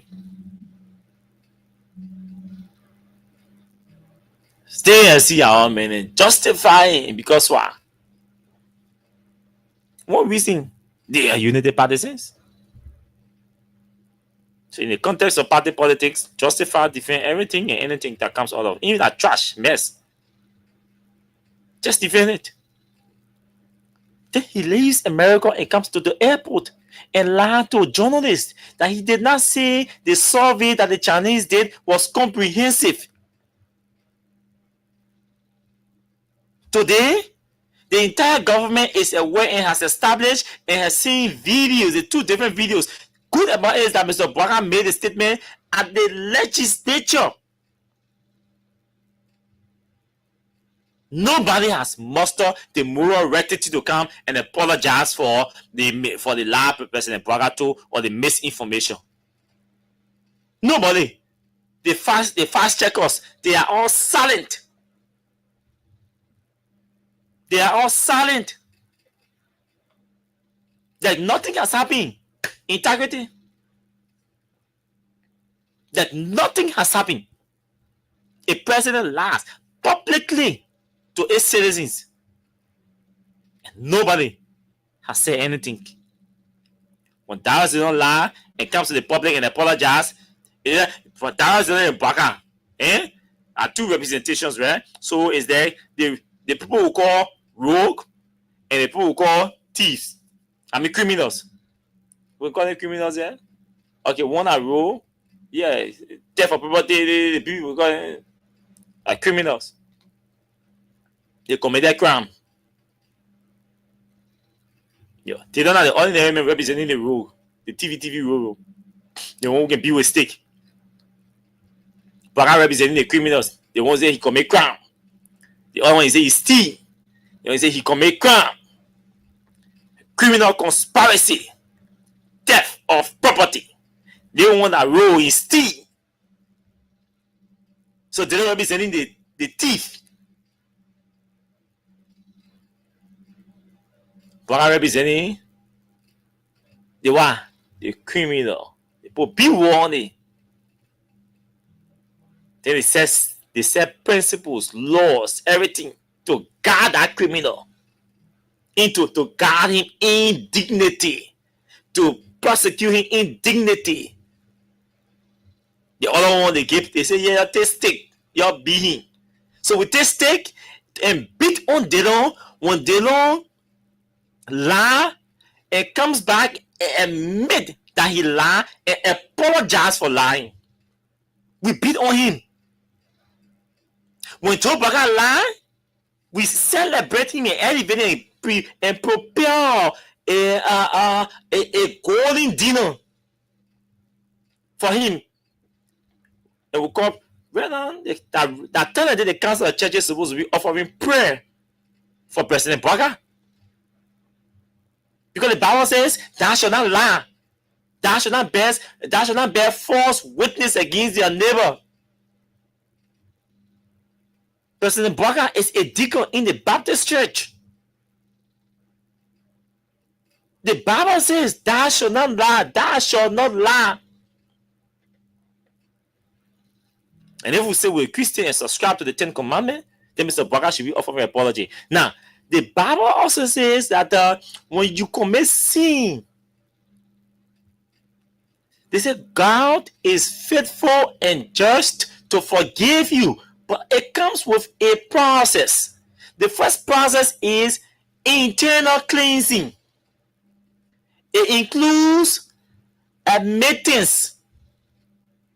In a court, they say admittance. You go to court, you commit crime, you go to court, you admit to the wrongdoing. The judge, the possibility is very high that the judge will reduce or the jury will reduce your jail sentence because you admitted. The correction process starts right there.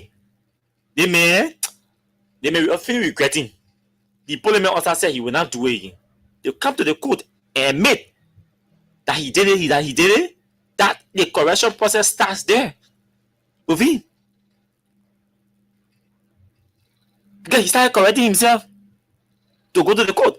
Now in the Bible they say, we as Christians, we must confess our sins.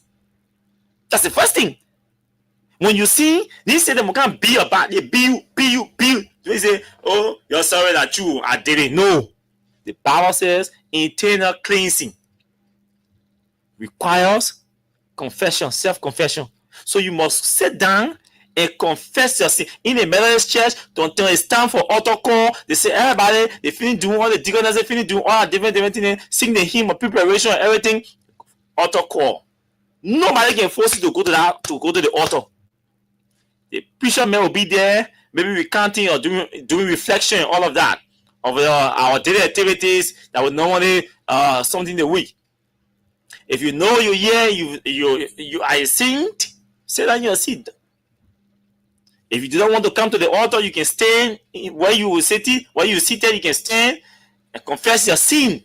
The preacher man will tell you first. The preacher man will tell you to confess your sin.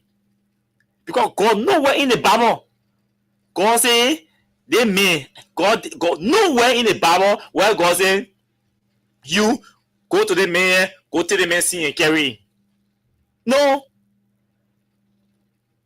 Nowhere. Even those who were administering the gospel were always telling you, you have to confess your sin. Or everybody that Jesus cleansed, either he knew them or in some way or the other, they had to admit to their wrongdoing. And he healed them or he forgave them. So if you are not willing to confess your sin or your wrongdoing, it means you're not prepared to be forgiven by the good Lord and Savior. It means you're not willing. And nobody will beg you to confess. So Mr. Brocker, as a Baptist deacon, is supposed to know what he is supposed to do first. Now, when you want to drag that into governance, it's called transparency. It's called accountability. That's transparency. Transparency only means when they give you $5 and say the money intended for you to spend for 1 hour every day on water. And at 2 o'clock, and you go straight. Every day you spend $1 at 2 o'clock on water until the $5 finish. If you're transparent and you finish your whole report, then you publish your report, you share your report with everybody to see it. You're being transparent. When you lie and you come to the public and say, hey, it was a mistake, it was an oversight. That is a form of transparency to the people you lead, to your conscience. But the old man is not even transparent to his conscience. He's not even transparent to his conscience. Look, there is nothing big in saying sorry or it was an oversight or nothing wrong. It is not undiplomatic. It is nothing wrong. There's nothing wrong with that. It is not wrong. People say that, you know what I mean? I'm not talking so. You know what I mean? The president will go apologize that he made a mistake. Oh, only Donald Trump has apologized for wrong statement, for misstatement. Then I would have Joseph Brocker, who according to him, so can apologize for misstatement. But because of the arrogance around him, and he too appears like he has his own arrogance in him, built in him, deeply built in him. So they will sit there and say, you know what I mean for the president to go apologize. Who is the president that he can apologize? Oh, you get in fast when they call your hand, they call Joseph Brocker, that red blood will come from there. They're not green blood. It will make leaders to look at them and gods. That no leader is free from error. Even a great Barack Obama, who is globally regarded as an intellectual par excellence, he has made grammatical mistakes in speech. Aaron Johnson Sirleaf has made grammatical mistake in speech. Where you're in Liberia, capital building. So anybody can make mistake. So for Mr. Brocker to come to the airport about a statement, a presentation he made or a particular word he used in July and have forgotten that he used that word in July at the legislature. Sorry, in January, a word he used in January and forgot that he used the particular word in January and he's asked in July. And he doesn't remember or did not remember or could not remember that he used the word. He said that I didn't say comprehensive and he's reminded that he said comprehensive. The most responsible thing to do is to issue a one paragraph statement acknowledging the misinformation or the wrong recollection. You're both people. You don't know how to find two things. You're president. Can't acknowledge the wrong recollection of the president and move on. But you say you won't be you're silent about it, and it continues to embarrass our country. People are playing the 2 videos outside Liberia that the president goes to America and comes back and lie about something he said before the parliament, and he tells a journalist that he did not say it. And you think it's all good for our country? Or you think it's all about Joe Barker? Look, even the executive mansion does not have to issue with a media book or something. Read journal. The Ministry of Information, that's your responsibility to fix the image of the president, Mr. Pierre.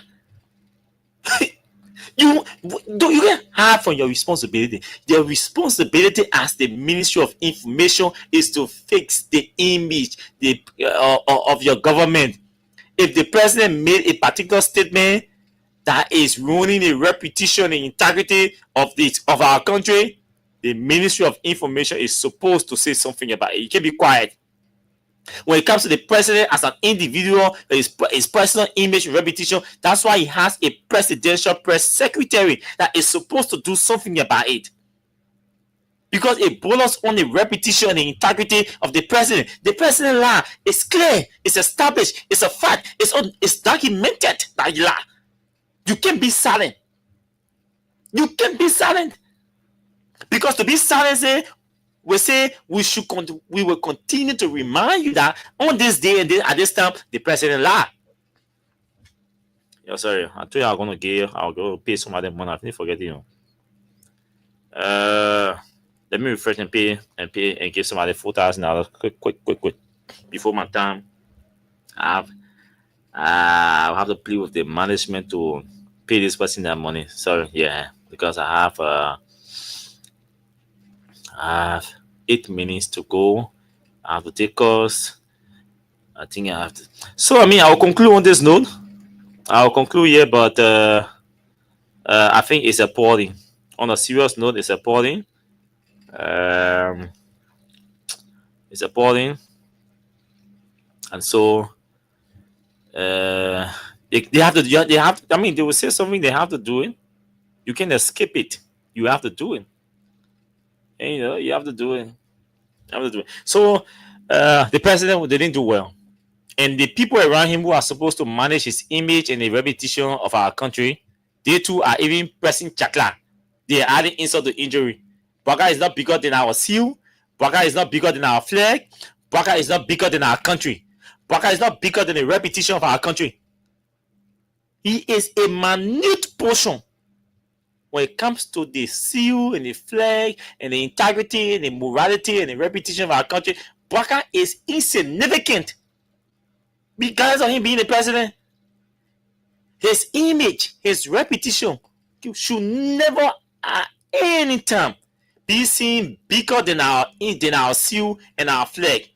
When we have a president who appears to be insincere and who lacks moral, it affects. When you people saying, "Oh, our country is not respected," us out there, some of these things.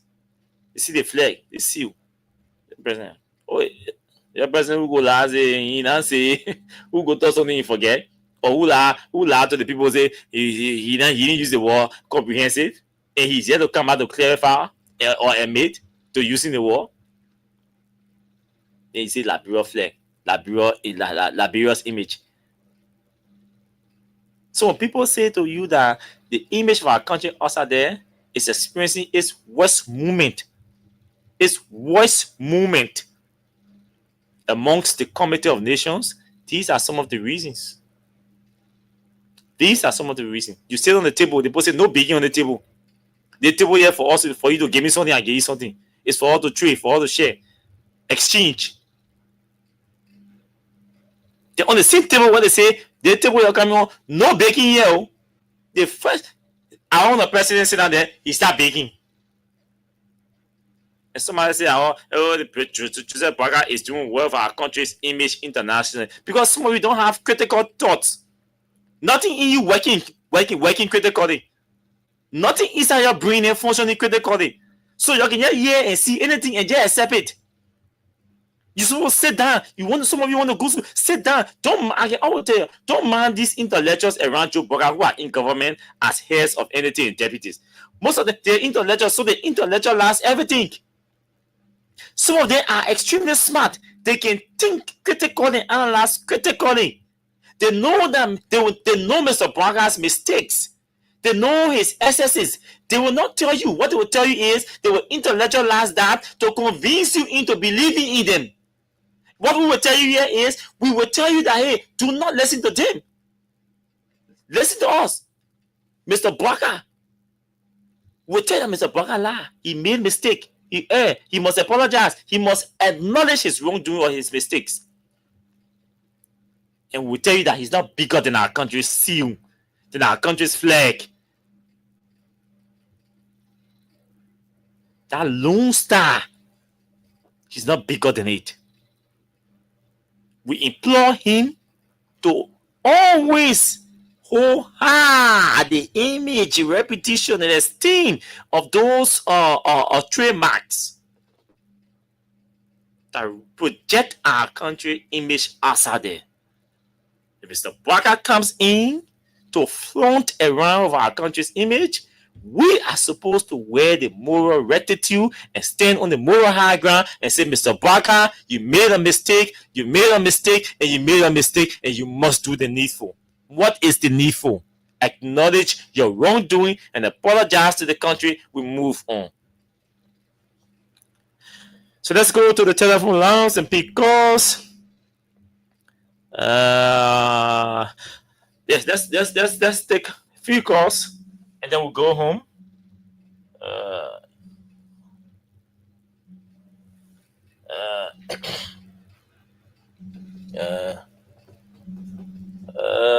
Okay. Yeah, let's take calls and then we can go home. Ready? Hope I need to play some call to settle the minute. They put somebody want $4,000 or $5,000, but there's some. Let me take this break and play one or two calls. This show that integrity show. We can promise to give somebody money, then we'll not give somebody money. Yeah. So let me take this break and then arrange the person money. They quickly just spell me. So this one is Indecision by J Bubba and JB, J to the B. They say they want new Brazil, we give them new Brazil, but they stay crying, say they're hungry, no job. Listen to this. They say they want new Cap with a J, no style G, international baby. They say they want new Brazil, we give them the new Brazil, but they stay crying, say you're hungry. They say they want new Brazil, we give them the new Brazil, but they stay crying, say you go wrong. We was never not take it big. It's stepping your house every day. We not go every day, but stay. You want to killing us every day. Like who come and save us now? Power show killing us every day. Making everybody face that's the front. They say they want new Brazil. We give them the new Brazil. Honestly, guys, say you're hungry. They say they want new Brazil. We give them the new Brazil. Honestly, guys, say you go. Plenty people they import 40, women taking 45. No system, no rules in place. So corruption in our face. Hunger killing us. Hunger killing us. Hunger killing us. Hunger killing us. They say the devil was sharp, it's an idle man. An idle man is a hungry man. A hungry man is an angry man. I bring all the hala there in the land. Corruption stay in the house. Too many appetite but hunger stay killing us. If you live to see the next day, you must think of. You got our people that will vote that stay fooling us. They lie to us. All the hope and the promise that they made to us. So fly just to carry our vote from us. That's why they leave all in poverty. Just to see and walk away with the opinionated. You came my mind, I will vote for you. You go to school, I will stay vote for you. Old people fool, let me pull it in there. Yeah, they stay. Now I will give it to the woman. Come on, then I make it so we get it to the beginning. The begin trip, so we get it to the old people. Yeah, they say. They say they want new press, so we give them the new press. So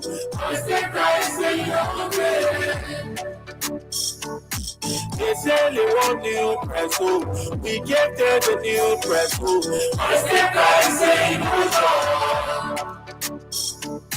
plenty people name for 40, one man taking 45K. No system, no rules in place, so corruption in our face. Hunger killing us, the hunger killing us, the hunger killing us, oh, hunger killing us. International baby. They say they want new press, so we gave them the new press, so Mr. Christ in your grave. They say they want new press, so we gave them the new press, so Mr. Christ in your grave.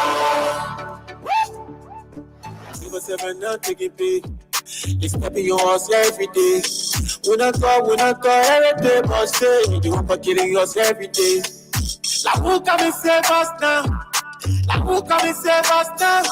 Corruption killing us every day. Making everybody face the front. They say they want new press, so we gave them the new press, so Mr. Christ in your grave.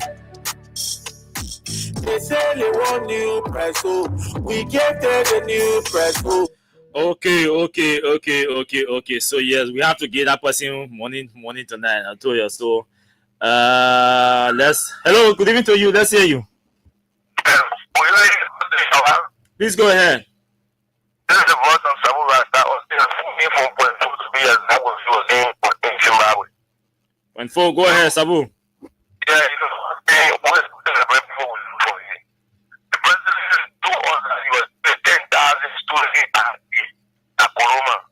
The president told us that he was bringing 285 pieces of yellow machine, 4 bars and the 4 bars of Barry that were here from all the way to the carry in Barry. So they want a machine here. I know that Koroma. The president said 2,000 of our Liberian products go to America to go land and come back up to now that flat. The president said rejection hospital, the president said no, I'm going to go to hospital and say no pay. But right now, I carry my friend with the say no pay. The president tell me, the president, agriculture say invest agenda and say ASF for agriculture. Up to now, we're yet to see the president fund. The president say arrested for the rule of law. The president is breaking all of the laws in our country. Can you imagine, Brother Austin, Article 58 of our Liberian Constitution say every year the president shall go to the House of Legislature and present the annual report the law say before a legitimate speaker. He should be the one who is that over that session. But in that case, also one regime speaker, speaker who is that regime speaker. So, Brother Austin, what you expect from him, man? Nothing you expect from him, man. Brother Austin, me take that, yes, sir. President, you want that, yes, sir, Brother Austin. If you want to look into Martin, yes, sir. If you want to do Martin, yes, sir. Anything you want in life, you can do something. If you want a diamond that can carry it. If you, my man, that's what we need trouble. But to now, Babu will divide cola. Thank you for having me. Okay. Running the person jaw quickly. That means do the person jaw and pay them. Okay. So let me go there and see the. Okay, so let's take a call. What did the job? I'm trying to get the number to call this window. Hello, good evening to you. Please go ahead. Yeah, Okay. You drive on town? I just for town. I think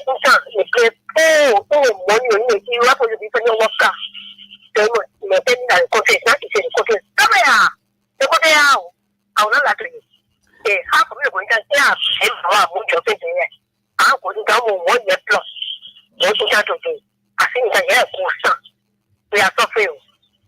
The other thing we get out only 0 till tomorrow Tuesday. We're going to Paris. I will be down tomorrow to Paris for the coming cat era. We have my brother. Thank you.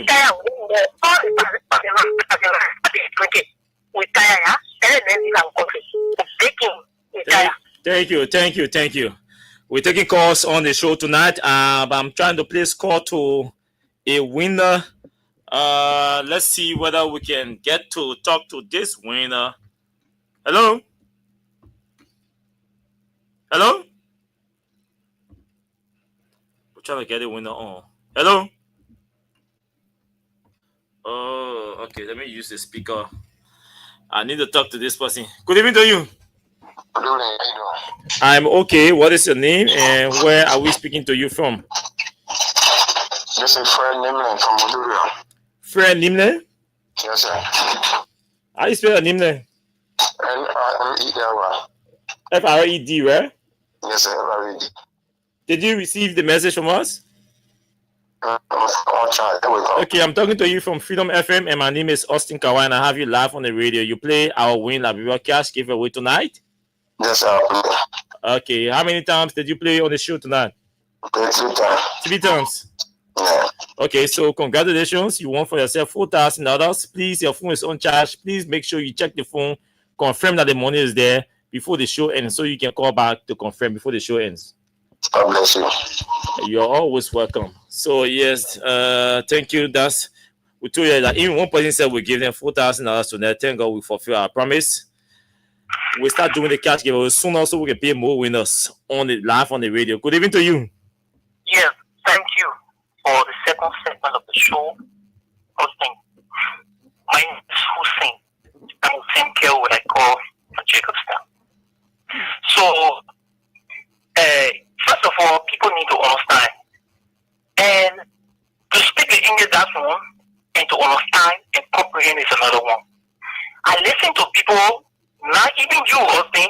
Let me say this for a fact, not you. Many journalists and talk show callers say the president went to America, he said nothing. But you will not understand that China and the president abused China to come here and do a survey. China went in 2 counties out of the 15. Come again. I didn't get that point. I said, when the president asked China to come and do a survey here on our natural resources, China did 2 counties. And we were left with 13 counties. Have you seen the report we're talking about to prove that China did 2 counties? I haven't. So let me now. Okay, so you believe it? So no, but I said I haven't seen it. So should I say yes or no? So people can say because you are referencing something you have not seen. To make reference. I'm quoting what the president said. He asked China and okay, you quoting. Okay, you quoting the president. Fine. Okay, go ahead. And okay, fine. So we left with 13 countries. Austin, we don't have the sophistication, we don't have the technology to go and do what we call the survey. No, Hussein, that's not the point. No, don't come, Nana, don't come. Didier Sumo, don't come. Wait more. I'm not too sure you listen to the conversation. The conversation is not centered around China doing survey and America doing survey. The conversation tonight is centered around the president providing inaccurate information about the usage of the word comprehensive. That's one. The second conversation was centered around the president going to a table to trade, to promote trade and discourage aid. Instead, he sought to seek aid on a table that is supposed to be promoting trade and discouraging aid.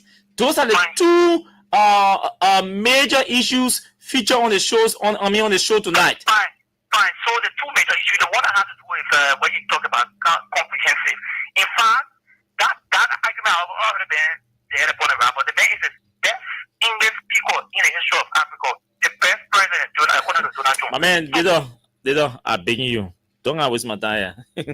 The man is the best English speaker according to Donald. Donald Trump gave me an award as the best English speaker across Africa. Who see if I can be on? I saw my sister can get value for. Good evening to you. Let's hear you. Yeah, let me say, my name is Achi Joseph Onway. I'm calling you from KAWAH Street. Let me say, Austin, thank you for the topic on our discussion. You see, we see that kind of people that can be mockery, that continue to be mockery of the president. First of all, the president lied to the Liberian people when he came to the airport when he generally asked him. And even if he did, why he went there for, he never knew what he went to America for. Okay, I agree. Why even he heard Donald Trump? Even to justify all the resources that we have here. Now, the portrait to the American. When you go down there, you see the platform, what I see is that you have to get that in the instructor. Because he was born for it. To what to not. The president we talk about is not fake. Thank you. Your line is terrible, so we have to move on. Time is not enough. It's now Frank. Good evening to you. Yeah. Looking down Broad Street.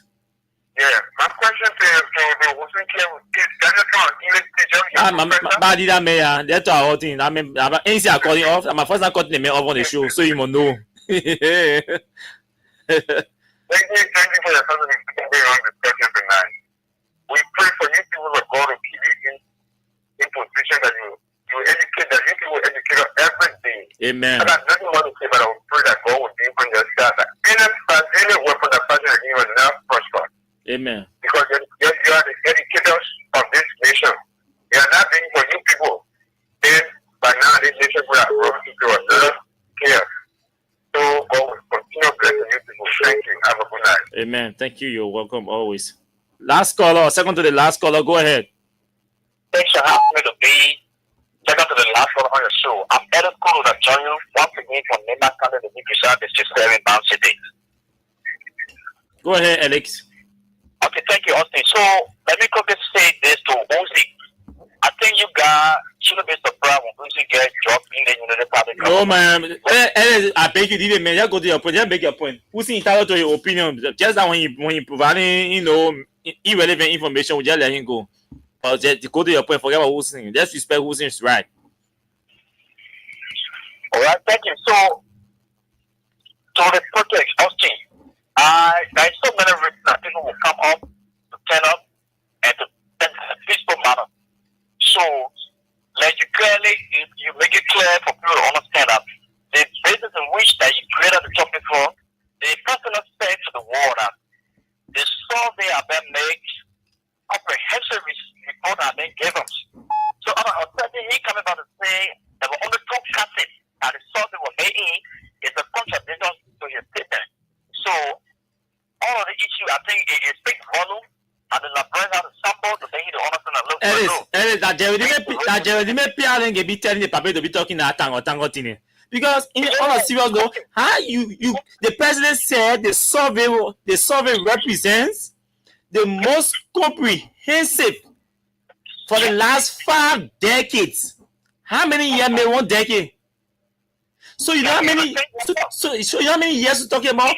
We're talking about over 50 years. So Mr. Bora is saying for the last 50 years, this survey represents the most comprehensive.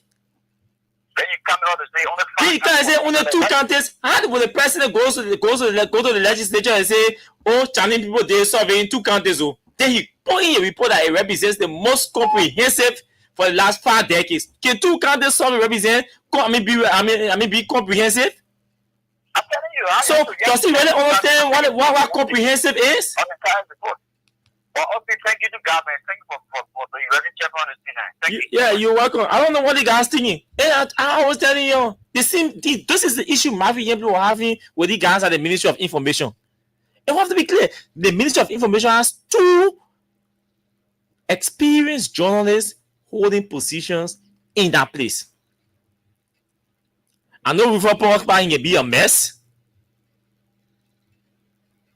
but not. It's a good gentleman. Apparently, they're not listening to them, or apparently they are not sitting. They are not seated at the table. Apparently, they do not have seats at the table where decisions are made, where strategies are developed and discussed. Because Nathaniel Beje is a seasoned journalist / diplomat. Very experienced. And I can never ever in my life doubt his capacity, his IQ. About PR, propaganda, and publicity. I can never. Nathaniel Beji, he's at the Ministry of Information. Apparently, they are not using him, or he doesn't have a seat at the table where decisions are made, where strategies are talked about and developed, including its implementation. Use the people. Use them.